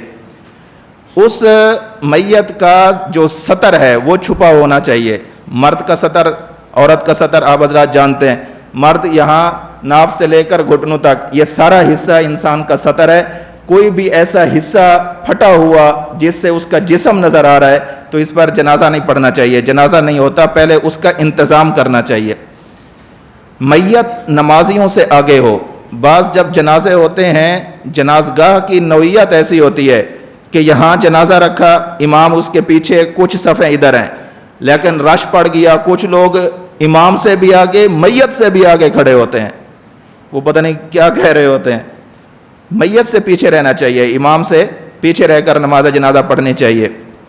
جس جگہ پر میت کو رکھا ہے وہ جگہ پاک اور صاف ہو اور میت سامنے موجود ہو۔ اس شرط کا فائدہ بالکل فعل کے آخر میں آ رہا ہے جہاں پر غائبانہ نماز جنازہ کا تذکرہ آئے گا۔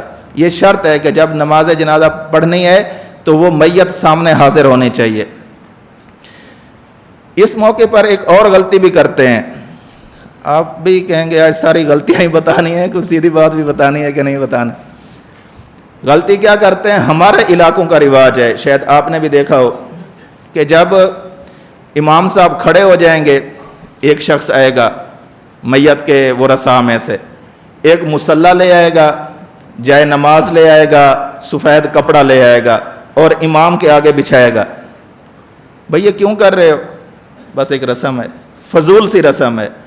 آپ مصلی دینا چاہیں مسجد کے اندر دیں، مصلی کیا ہوتا ہے، پورے صف دیں، کوئی آپ کو منع نہیں کرتا۔ آپ کسی طالب علم کو دے دیں، وہ اس کے اوپر نمازیں پڑھے، اس میں بھی کوئی حرج نہیں ہے، لیکن نماز جنازہ کے امام کے لیے مصلی کو ضروری قرار دینا یہ درست نہیں ہے۔ اب جب یہ سب کچھ ہو جائے، اب ہم نے کیا کرنا ہے، عوام سے کہنا ہے کہ نیت کر لیں۔ دیکھیں شریعت کہتی ہے، اللہ کے رسول صلی اللہ علیہ وسلم کا فرمان ہے، حق المسلم علی المسلم خمس، رد السلام وعیادت المریض واتباع الجنائز واجابت الدعوہ وتشمیت العاطس۔ مسلمان کے مسلمان پر 5 حق ہیں، بعض روایات میں 6 کا تذکرہ بھی ہے اور بعض روایات میں اس سے زیادہ کا تذکرہ بھی ہے، لیکن جو روایت میں نے پیش کی ہے، پڑھی ہے، اس میں تیسرا حق جو بتایا جا رہا ہے، حق المسلم علی المسلم خمس، رد السلام، سلام کا جواب دیا جائے، وعیادت المریض، جب بیمار ہو جائے تو اس کی بیمار پرسی کرنی چاہیے، واتباع الجنائز، جب وہ فوت ہو جائے تو اس کا جنازہ پڑھنا چاہیے۔ یہ ہمارا حق ہے، ہم کسی پر احسان نہیں کر رہے، شریعت ہمیں اپنے باہمی حقوق بتلا رہی ہے۔ بعض لوگ کسی امیر کا جنازہ ضرور پڑھتے ہیں اور غریبوں کے جنازے میں کہتے ہیں، کیا کہتے ہیں، تو فرض کفایہ ہے یار۔ امیر کا فرض کفایہ نہیں ہوتا، صرف یہ ہوتا ہے کہ امیر کے ہاں جائیں گے، ان کے سامنے پیش ہوں گے تو حاضری لگ جائے گی، اور غریب کا کس نے پوچھنا ہے، بعد میں چلے جائیں گے، ہو جائے گا، کوئی مسئلہ نہیں۔ ایسے موقعوں پر سیاست کرنا، ایسے موقعوں پر گڑبڑ کرنا، یہ غلط بات ہے۔ مرنے والا خواہ امیر ہو خواہ غریب ہو، جیسے غریب آپ کی دعا کا مستحق ہے، امیر بھی مستحق ہے، جیسے امیر مستحق ہے ایسے ہی غریب مستحق ہے، غریبوں کو نظر انداز نہیں کرنا چاہیے۔ اور اللہ کے رسول صلی اللہ علیہ وسلم کی سیرت طیبہ اگر آپ پڑھیں، آپ کو پتہ چلے گا، اللہ کے رسول صلی اللہ علیہ وسلم نے صحابہ سے فرما رکھا تھا، میرے صحابہ مجھے بتایا کرو کہ فلاں فوت ہو گیا ہے تاکہ میں اس کے جنازے کے اندر شرکت کر سکوں۔ لیکن ہمیں اطلاع بھی مل جائے نا، عذر کر لیں گے، جھوٹ بول دیں گے۔ ہمیں کچھ اپنی عادتیں بدلنی چاہیے، اگر واقعتاً مجبوری ہے، نہیں پہنچ سکتے، عذر قابل قبول بھی ہوتا ہے۔ والعذر عند کرام الناس مقبول، اہل علم لوگوں کے ہاں، شرافت والوں کے ہاں، انسانیت والوں کے ہاں عذر کو قبول بھی کیا جاتا ہے، لیکن جھوٹ بول کر عذر کرنے کی تو کوئی ضرورت نہیں ہوتی۔ خیر، اب ہم نے جنازہ پڑھنا ہے، جنازے میں امام صاحب کہے گا اللہ اکبر، لیکن ہم کیا کرتے ہیں، ہم اللہ اکبر نہیں کہتے اکثر لوگ۔ یقین مانیں، آپ تو چونکہ صاحب علم ہے اس لیے آپ کو تعجب ہو رہا ہے، میں عوام کی بات کر رہا ہوں۔ امام زور سے کہے گا اللہ اکبر، یہ ایسے ایک دفعہ شاید کہہ لیتے ہوں اللہ اکبر۔ تکبیرات کہنا فرض ہے، جیسے امام کے لیے ضروری ہے ویسے ہی مقتدی کے لیے۔ امام جب دوسری تکبیر کہتا ہے اللہ اکبر اور اس کے بعد درود پاک شروع کرتا ہے، یہ پیچھے والا شخص تکبیر تو نہیں کہتا، درود پاک پڑھنا شروع ہو جاتا ہے۔ پھر امام تیسری تکبیر کہتا ہے میت کی دعا کے لیے، یہ تکبیر تو امام کے ساتھ نہیں کہتا اور میت کے لیے دعا شروع کر دیتا ہے۔ پھر امام تکبیر کہہ کر سلام پھیرتا ہے، یہ تکبیر کہے بغیر ہی السلام علیکم ورحمۃ اللہ، السلام علیکم ورحمۃ اللہ ایسے کر لیتے ہیں، یہ طریقہ درست نہیں ہے۔ یہ دیکھیں، یہ اتنے موٹے موٹے بنیادی مسائل ہیں کہ جن سے جو ہم لوگوں کو بتاتے ہی نہیں ہیں، بلکہ ہم یہ سمجھتے ہیں یار یہ ہم کیا پڑھ رہے ہیں، بھئی یہ وہ پڑھ رہے ہیں جو دن رات ہمارے ساتھ پیش آتے ہیں معاملات، لیکن ہمیں نہ مسائل کی قدر و قیمت کا علم ہے، نہ عوام کی ضروریات کا خیال ہے، نہ عوام سے جہالت کو دور کرنے کا کوئی جذبہ ہمارے دل کے اندر ہوتا ہے. بس ایک روٹین کی زندگی ہے، جیسے پہلے گزر رہی تھی بعد میں بھی گزر جائے گی، کیا ضرورت پڑی ہے ان مسائل میں پڑھنے کی. بابا یہ دن رات ہر کسی کے ساتھ پیش آنے والے معاملات ہیں اور شریعت کی تعلیمات ہیں، یہ والے شریعت کی تعلیمات بتانا ضروری ہیں. ایک صحابی ہیں، یہ جو ہم یہ کہہ دیتے ہیں نا کہ چھوٹا سا مسئلہ ہے، لا تحقرن شیئا من المعروف، کسی بھی نیکی کو حقیر نہ سمجھو. اللہ کے رسول صلی اللہ علیہ وسلم کا فرمان ہے. ایک صحابی ہیں، اللہ کے رسول صلی اللہ علیہ وسلم کے تربیت یافتہ ہیں. ایک جگہ پر گئے، لوگوں نے پوچھا، دوسرے ملک میں گئے، لوگوں نے پوچھا طنز کرنے کے لیے، جیسے آج کل انبیاء کے ورثاء پر طنز کیا جاتا ہے، ان پر بھی طنز ہوا. پوچھا کیا تمہارا نبی تمہیں ہر چیز کی تعلیم دیتا ہے؟ صحابی نے فرمایا نعم، ہر چیز کی تعلیم دیتا ہے. اس پوچھنے والے نے ایک جملہ کسا، حتی الخراءۃ، یہاں تک کہ استنجا کرنے کے طریقے بھی تمہیں بتاتا ہے کہ اپنے آپ سے گندگی کیسے دور کرنی ہے. صحابی نے سر جھکا کر، شرما کر اور اپنا منہ ایسے دوسری طرف کرتے ہوئے، سر کھجاتے ہوئے جواب نہیں دیا، سینہ تان کر کہا حتی الخراءۃ، ہمارے نبی نے ہمیں ہر چیز کی تعلیم دی ہے، یہاں تک کہ ہمیں استنجا کے مسائل بھی بتائیں. یہ اسلام ہے بابا، ہم یہ تھوڑا ہے کہ ضرورت سے زائد چیزیں ہیں، یہ ہر شخص کے ساتھ پیش آنے والی چیزیں ہیں. خیر جی، اس میں ہمارے بنیادی طور پر جو اختلاف ہے نا وہ دیکھیں کیا ہے. سب سے پہلا مسئلہ تکبیرات کا ہے. دوسرا مسئلہ نماز جنازہ کے اندر رفع یدین کا ہے. تیسرا مسئلہ نماز جنازہ آہستہ اور بلند آواز پڑھنے کا ہے. چوتھا مسئلہ نماز جنازہ کے اندر سورۃ الفاتحہ پڑھنے کا ہے. اور ایک اور مسئلہ کہ سلام دونوں طرف پھیرنا ہے یا ایک طرف پھیرنا ہے. یہ صرف جنازے کے اندر کے مسائل ہیں. پھر جو ہی جنازہ ختم ہوگا، جنازے کے بعد دعا کرنا ضروری ہے یا نہیں ہے، یہ جنازے کے بعد کا مسئلہ ہے. پھر قبر پر جا کر اذان پڑھنا، یہ بھی جنازے کے بعد کا مسئلہ ہے. ہم جو ابھی مسئلہ پڑھ رہے ہیں وہ صرف جنازے کے اندر والا ہے. سب سے پہلا مسئلہ تکبیرات کتنی ہے. اہل سنت والجماعت کا موقف یہ ہے کہ جنازے کی 4 تکبیریں ہیں. اس پر اللہ کے رسول صلی اللہ علیہ وسلم کے فرامین موجود ہیں، حدیث پاک موجود ہے، صحیح بخاری کی روایت موجود ہے، اور بھی احادیث موجود ہیں، اور اس پر اجماع بھی ہے. یہ ساری چیزیں اندر لکھی ہوئی، چونکہ وقت اتنا مختصر سا ہے کہ اس میں مزید اپنی بات کو آگے چلا نہیں سکتا. یہ ساری چیزیں آپ کی فائل میں لکھی ہوئی موجود ہیں. 4 تکبیریں کہنا، اس پر احادیث بھی موجود ہیں. مزید اس پر یہ ہے کہ پہلے 5، 6، 7، 9 تک تکبیریں پڑھی جاتی تھی، تو اس کے بعد اس پر اجماع کر لیا گیا کہ اب اس پر اجماع ہے کہ تکبیریں ہم نے 4 ہی کہنی ہیں. غیر مقلدین کو، جیسے ابھی تھوڑی دیر پہلے آپ سبق میں پڑھ رہے تھے، غیر مقلدین کو تحقیق کا شوق نہیں ہے. وہ تلاش کرتے ہیں کہ کوئی ایسی روایت، بھلے منسوخ ہی کیوں نہ ہو، ایسی روایت مل جائے جس سے احناف کی مخالفت ہوتی ہوئی ہو، نظر آتی ہو، وہ اپنا موقف بنا کر پیش کر دیتے ہیں. اور کیوں پیش کرتے ہیں؟ وجہ یہ ہے کہ امت انتشار کا جو ہے نا شکار ہو جائے، امت کے اندر افتراق کی دراڑیں پڑ جائیں، اور پھر وہ روایات لے کر آئیں گے کہ جو اجماع سے پہلے کی ہیں. کسی پر 5 کا تذکرہ ہے، 7 کا تذکرہ ہے، 8 کا تذکرہ ہے، 9 کا تذکرہ ہے، وہ کہیں گے دیکھو یہ بھی حدیث کے اندر موجود ہے. حدیث کے اندر موجود ہونا اور بات ہے، اور اس حدیث کا معمول بہا ہونا اور بات ہوتا ہے، اس پر عمل اور بات ہوتی ہے. اگرچہ زیادہ تکبیرات کا تذکرہ ضرور ملتا ہے، لیکن بعد پر جب اس پر اجماع ہو جائے تو اس اجماع کے بعد پہلے والی روایات کو معمول بہا بنانا یہ اصولی طور پر غلط ہے. دیکھیں، ایک اصول آپ ذہن میں رکھیں گے تو اس اصول کی وجہ سے آپ بہت سارے مسائل کا جواب دے سکیں گے.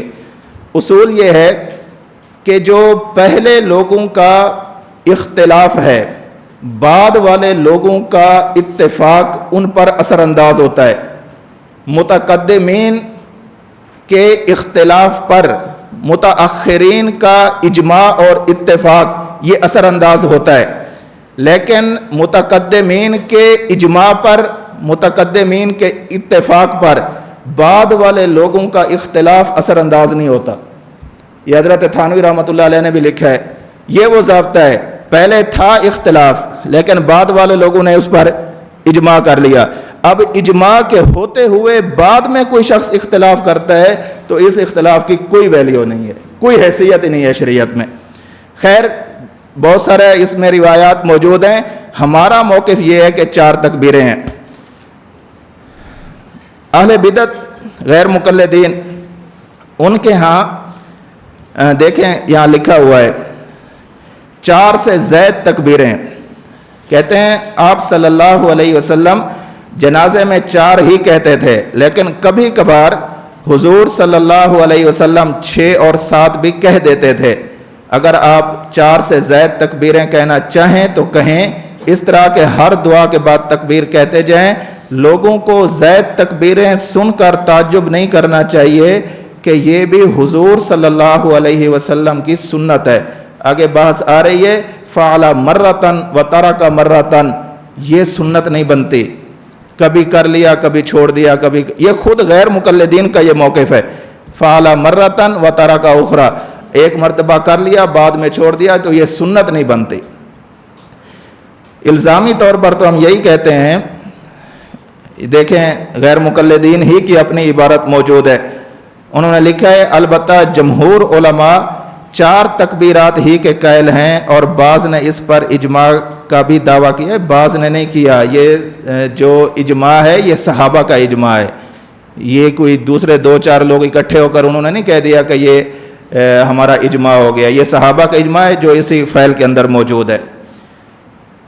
اب طریقہ دیکھیں جی، یہ جو نیچے لکھا ہوا ہے نا سیدنا عمر رضی اللہ تعالیٰ عنہ نے لوگوں کو 4 تکبیروں پر جمع کیا تھا، اس میں ذرا گڑبڑ ہے، عبارت ٹھیک لکھی ہوئی ہے، اس میں گڑبڑ نہیں، جو سمجھانے کا انداز ہے اس میں گڑبڑ ہے۔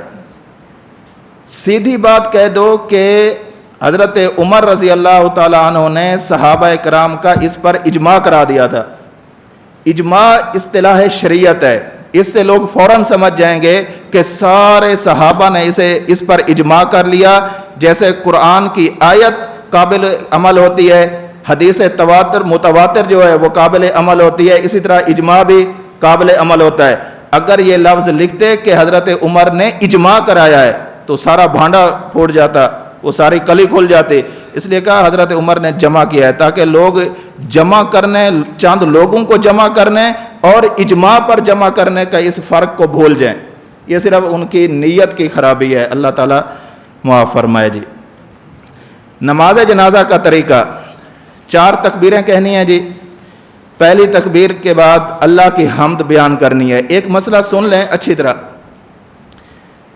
اگر کوئی شخص نماز جنازہ کے اندر بطور ثنا کے، بطور دعا کے، کیونکہ جو سورۃ فاتحہ ہے یہ 2 چیزوں پر مشتمل ہے، الحمدللہ رب العالمین، اللہ کی حمد ہو رہی ہے، الرحمن الرحیم، اللہ کی ثنا ہو رہی ہے، مالک یوم الدین، اللہ کی ثنا ہو رہی ہے، یہ ساری اللہ کی ثنا ہو رہی ہے۔ آگے کیا ہے؟ ایاک نستعین اہدنا الصراط المستقیم، یہ دعا ہو رہی ہے۔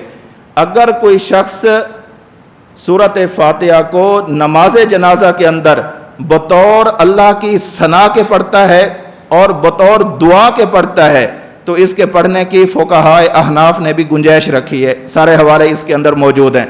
لیکن اگر کوئی شخص یہ سمجھتا ہے کہ ہم نماز جنازہ کے اندر سورۃ الفاتحہ پڑھیں گے، قرآن سمجھ کر پڑھیں گے، ایسے پڑھیں گے جیسے دوسری نمازوں کے اندر پڑھنا فرض اور ضروری ہے، اسی طرح ہم جنازہ کے اندر بھی اسے فرض اور ضروری اور واجب کہتے ہیں، ان کی یہ بات صحیح نہیں ہے۔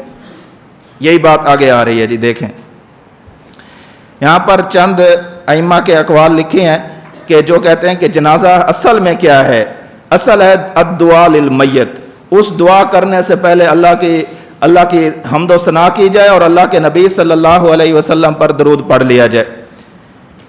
ثنا اس پر بھی دیکھ لیں۔ اچھا یہ بھی یاد رکھیں کہ جب ہم نے جنازہ پڑھنا ہے اس میں ایک دعا ہم نے یاد کی ہوئی ہے، اللہم اغفر لحینا و میتنا و شاہدنا و غائبنا و صغیرنا و کبیرنا و ذکرنا و انسانا، اللہم من احییتہ منا فاحیہ علی الاسلام ومن توفیتہ منا فتوفہ علی الایمان۔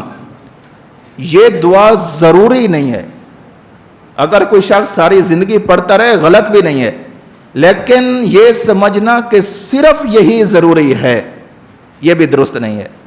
اس کے علاوہ جامع ترمذی میں، ابو داؤد میں، نسائی، ابن ماجہ میں روایت موجود ہے، اللہم عفوک، اللہم عفوک، یا اللہ معاف فرما، تیری پناہ چاہتے ہیں، تیری معافی لیتے ہیں، اتنے الفاظ بھی موجود ہیں۔ اور حضرت ابو ہریرہ رضی اللہ تعالیٰ عنہ سے ایک روایت موجود ہے جو کتاب الآثار لروایت محمد ابن حسن شیبانی رحمۃ اللہ علیہ، کتاب الآثار کے اندر حضرت ابو ہریرہ رضی اللہ تعالیٰ عنہ کی جو جنازے کے اندر دعا پڑھا کرتے تھے وہ اس طرح ہے، اللہم عبدک وابن عبدک وابن امتک کان یشہد ان لا الہ الا انت وان محمدا رسولک وانت اعلم به ان کان محسنا فزد فی احسانہ وان کان مسیئا فتجاوز عنہ اللہم لا تحرمنا اجرہ ولا تفتنا بعدہ۔ یہ دعا بھی آپ پڑھ سکتے ہیں۔ سنن ابی داؤد میں بھی اس سے مختلف الفاظ کے ساتھ منقول ہے، اور فقہاء نے لکھا ہے اگر کسی شخص کو جنازے کی ان دعاؤں میں سے کوئی دعا بڑھاپے کی وجہ سے یاد نہ ہو سکتی ہو، یا اس کا ذہن اس قدر کمزور ہو گیا ہو کہ اب اس کو کچھ یاد نہ رہتا ہو، عمر کا تقاضا یہ ہو کہ عمر بڑی ہو گئی ہو، اب وہ یاد نہ رکھ سکتا ہو، تو کم از کم اتنا کہہ لے اللہم اغفر للمؤمنین والمؤمنات، یا اگر اتنا بھی نہیں اللہم اغفر لہو، اور اگر عورت ہے اللہم اغفر لہا، یہ الفاظ کہہ لینے چاہیے۔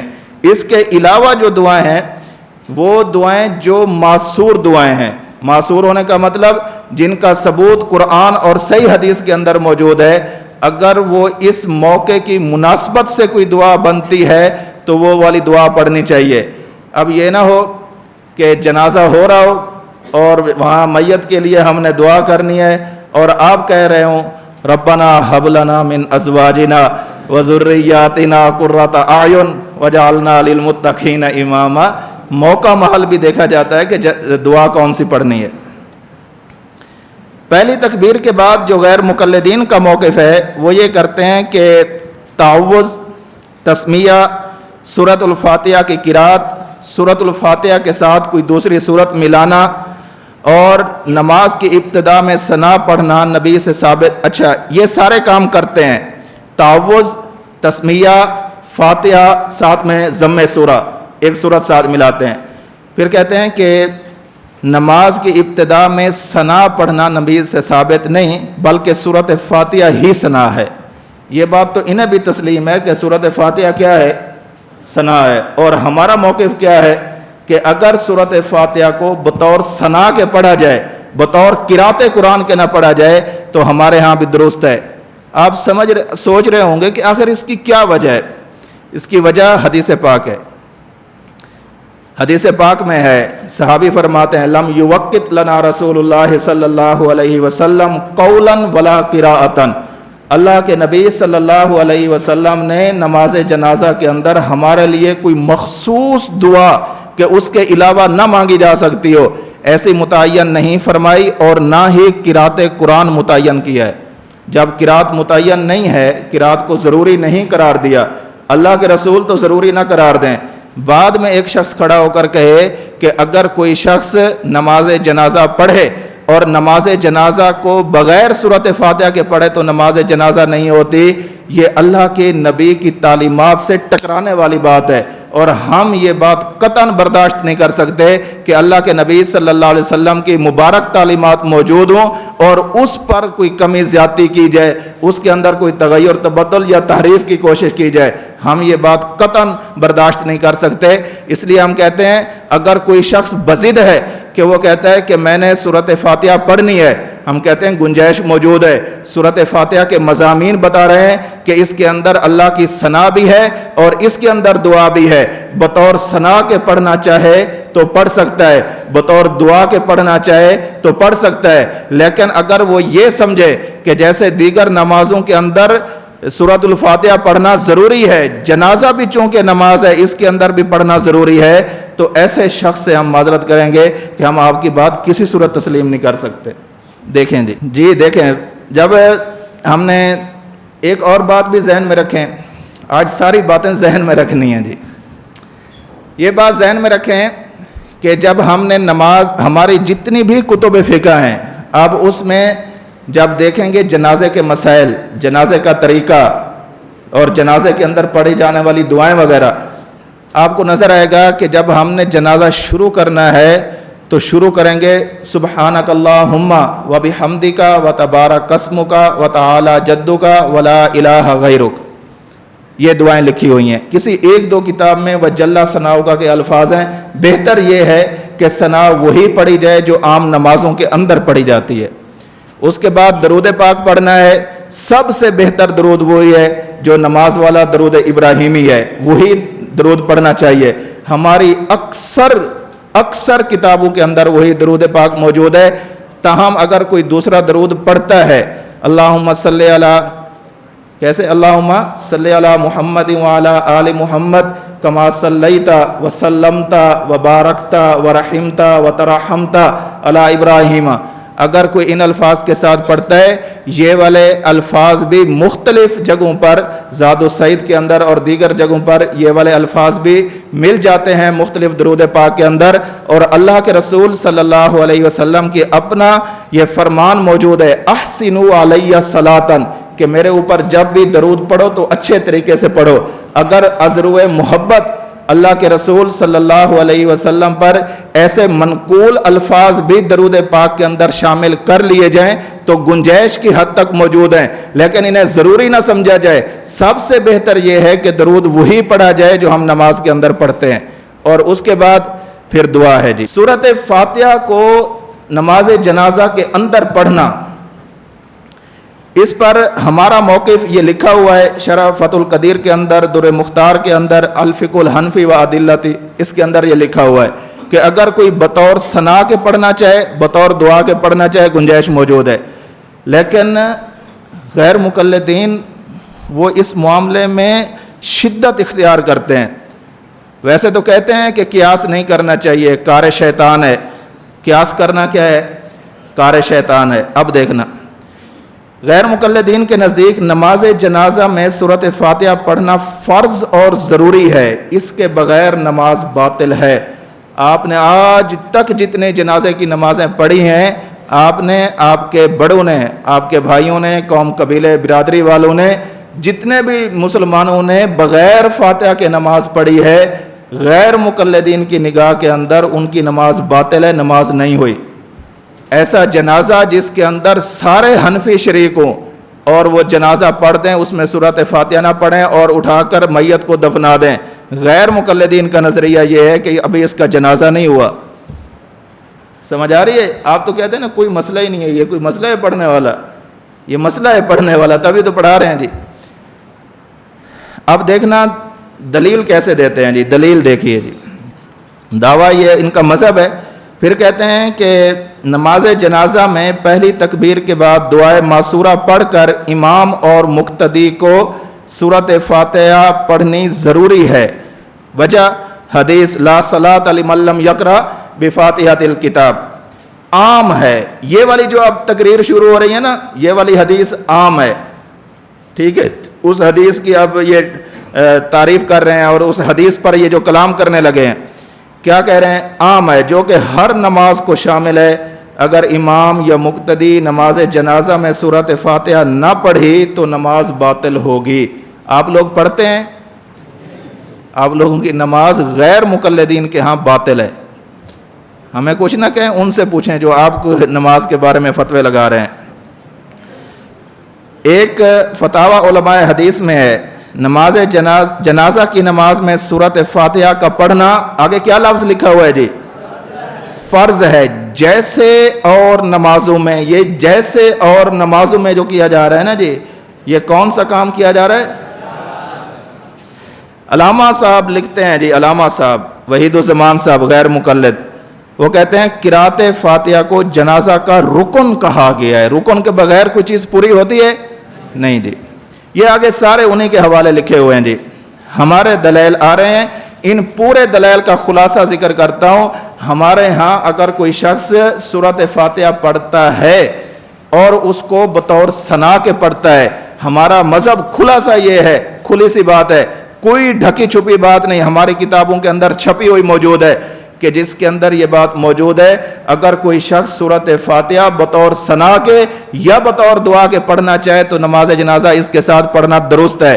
یہی سارے دلائل کا خلاصہ ہے۔ غیر مقلدین کا نظریہ یہ ہے کہ جیسے عام نمازوں کے اندر رفع یدین کرنا ضروری ہے، اسی طرح نماز جنازہ کے اندر بھی ضروری ہے۔ پہلی تکبیر کہہ لی، پھر اللہ اکبر، پھر اللہ اکبر پھر ہوتا رہے، لیکن یہ جو اللہ اکبر والا ہے نا، پھر اللہ اکبر، اس کی بات کر رہا ہوں۔ دیکھیں جامع ترمذی میں، سنن دارقطنی میں، بہقی میں حضرت ابو ہریرہ رضی اللہ تعالیٰ عنہ سے روایت موجود ہے، ان رسول اللہ صلی اللہ علیہ وسلم کبر علی الجنازۃ فرفع یدیہ فی اول تکبیرۃ ووضع الیمنی علی الیسری۔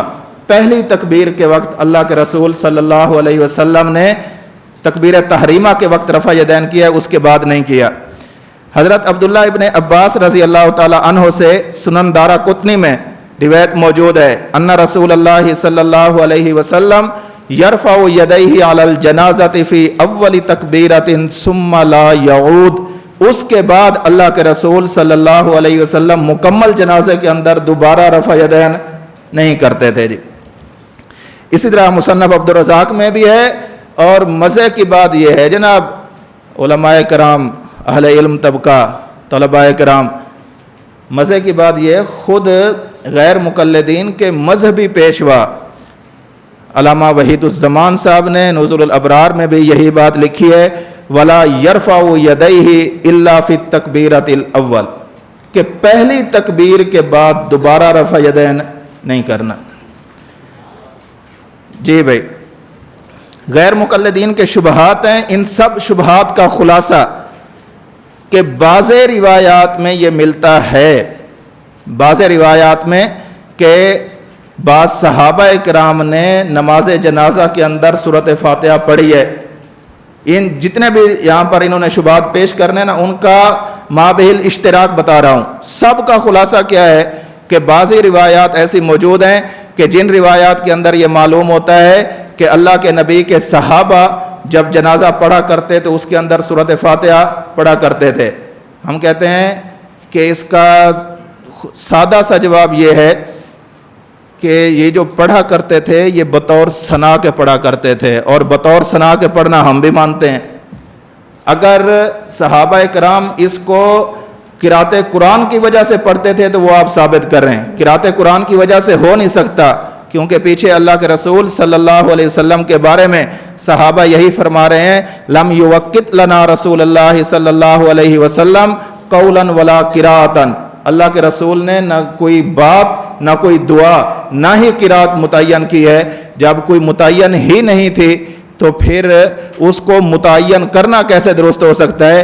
لہٰذا جو بھی پڑھتے تھے بطور ثنا کے پڑھتے ہیں، اس کے ہم بھی کہہ لیں، جو بھی پڑھتے ہیں بطور دعا کے پڑھتے رہے، اس کے ہم بھی کہہ لیں۔ اتنی بات کہ تو ہم بھی کہہ لیں کہ جو عمل صحابہ نے کیا وہ ثنا کی وجہ سے تھا، وہ دعا کی وجہ سے تھا، اس کے ہم بھی کہہ لیں، ہم پر تو الزام آتا ہی نہیں ہے۔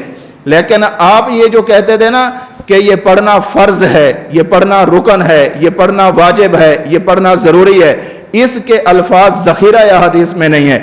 جہاں پر آئے گا صحیح بخاری کی روایت حضرت عبداللہ ابن عباس رضی اللہ تعالیٰ عنہ والی، اس میں ہے حضرت عبداللہ ابن عباس فرماتے ہیں لِتَعْلَمُوا أَنَّهَا سُنَّةٌ، یہ سنت کے الفاظ ہیں۔ یہ آ رہی اسی شبہات میں، اور جواب بھی ساتھ لکھا ہے، آپ پریشان نہ ہوں کہ پتہ نہیں کہاں سے بات آ رہی ہے، آپ اس کا مکمل مطالعہ کریں گے یہ ساری باتیں آپ پر کھل جائیں گی۔ اگر وقت ہوتا تو اور بھی بہت ساری باتیں اس کے اندر چھیڑی جا سکتی تھی، لیکن دوسری بات یہ ہے کہ جتنی روایات پیش کی جاتی ہیں، بعض روایات جو سندن ٹھیک ہیں، متنن ٹھیک ہیں، ان کا معنی وہ نہیں جو غیر مقلدین بیان کرتے ہیں، اور بعض روایات ایسی ہیں کہ جو ان کی سند درست نہیں ہے۔ مثلا یہاں پر ایک روایت پیش کی ہے سنن ابن ماجہ کے حوالے سے، عن ابن عباس ان النبی صلی اللہ علیہ وسلم قرأ علی الجنازۃ بفاتحۃ الکتاب، یہ روایت پیش کی ہے۔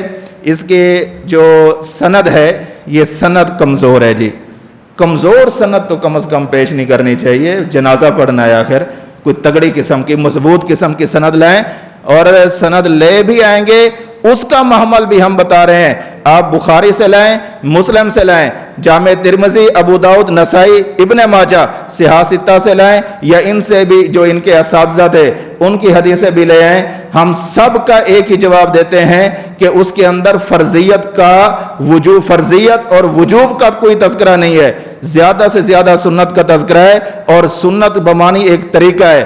ہم بھی یہ کہتے ہیں کہ یہ بھی ایک طریقہ ہے، اگر آپ اس طریقے کے ساتھ پڑھنا چاہیں تو جنازہ ہو جائے گا، اگر اس کو بطور ثنا کے پڑھیں، بطور دعا کے پڑھیں، جنازہ درست ہوگا۔ لیکن اگر آپ اس کو اس لیے پڑھیں کہ جیسے دیگر نمازوں کے اندر آپ سورۃ فاتحہ کو فرض سمجھتے ہیں، واجب سمجھتے ہیں، رکن سمجھتے ہیں، اور ساتھ میں یہ کہتے ہیں چونکہ جنازہ بھی ایک نماز ہے، یہ بات غلط ہے، یہ قیاس نہ کریں۔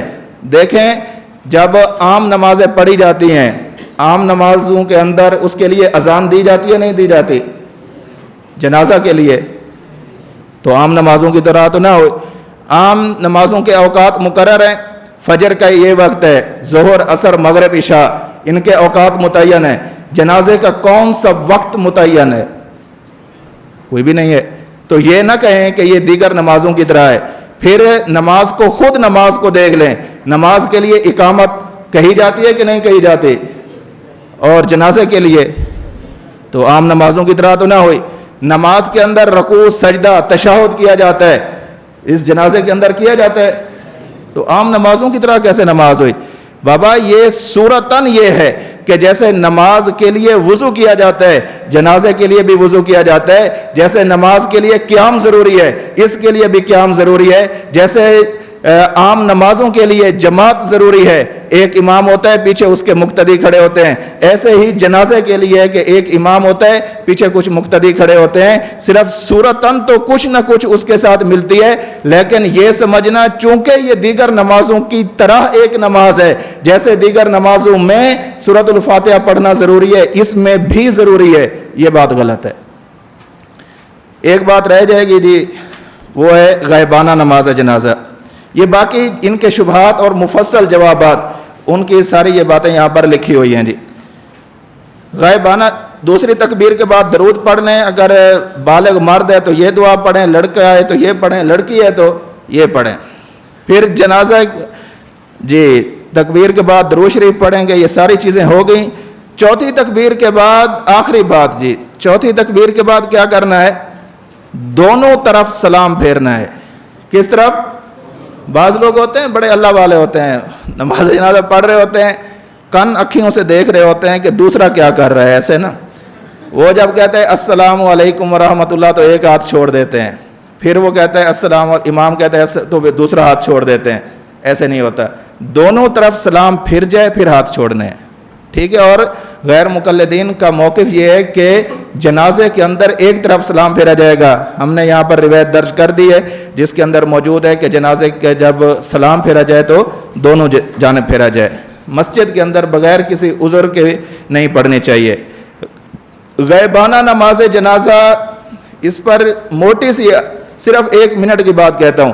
غائبانہ نماز جنازہ جس کو آج جس شکل میں ادا کیا جاتا ہے، اور میت کہیں پر ہے، یہ لوگ یہاں پر کھڑے ہیں، تو یہ ایسا درست نہیں ہے، جائز نہیں ہے۔ جہاں سے دلیل لی جاتی ہے وہ دلیل ان کا ساتھ نہیں دیتی، دلیل لی جاتی ہے نجاشی کے جنازے کی، اور وہاں پر تفسیر قرطبی میں بھی ہے، دیگر محدثین نے بھی لکھا ہے، سب نے لکھا ہے وَهُمْ لَا يَظُنُّونَ إِلَّا أَنَّ جَنَازَتَهُ بَيْنَ يَدَيْهِ، صحابہ یوں گمان کر رہے تھے کہ جنازہ بالکل سامنے رکھا ہے، اور تفسیر قرطبی میں امام قرطبی نے لکھا ہے زمین کو شمالاً جنوباً سمیٹ دیا گیا تھا، اور وہ جو جنازہ تھا آپ کے سامنے رکھ دیا تھا، وہ جنازہ صحابہ کے اعتبار سے اگرچہ غیب ہی تھا، لیکن اللہ کے نبی جو اس کو پڑھانے والے تھے وہ ان کے سامنے بالکل حاضر تھا۔ تو آج کل جو جنازے پڑھے جاتے ہیں، پھر ہمارے محققین نے لکھا ہے یہ حضرت نجاشی کی، صرف حضرت نجاشی کی خصوصیت ہے، اور خصوصیت یہ قوانین نہیں بنتی، خصوصیت صرف ایک شخص کے ساتھ رہتی ہے، قانون سب کے ساتھ رہتا ہے۔ قانون یہی ہے کہ میت سامنے حاضر ہونی چاہیے جتنی بھی روایات پیش کرتے ہیں۔ اور خود مزے کی بات یہ ہے کہ جن روایات کا سہارا لے کر یہ کہتے ہیں کہ اس سے غائبانہ نماز جنازہ ثابت ہوتا ہے، خود غیر مقلدین کے مذہبی پیشوا کہتے ہیں کہ یہ دلیل ہماری نہیں ہے، ویسے ہم پڑھتے ہیں۔ باقی تو یہ بھی کہتے ہیں کہ سیاسی اغراض و مقاصد کے لیے اس کو استعمال نہیں کرنا چاہیے۔ تدفین کر دیں، اس کے بعد دعا پڑھیں، تدفین کے بعد پھر قرآن پاک کی تلاوت کریں۔ اللہ ہمیں بھی ایسا جنازہ ادا کرنے کی اور ہم پر ایسے لوگوں کو نماز جنازہ پڑھنے کی توفیق نصیب فرمائے جو ہماری بھی بخشش کا ذریعہ ہو اور ان کی بھی بخشش کا ذریعہ ہو۔ وما علینا الا البلاغ۔ لا إله إلا الله لا إله إلا الله لا إله إلا الله ما لنا رب سواه لا إله إلا الله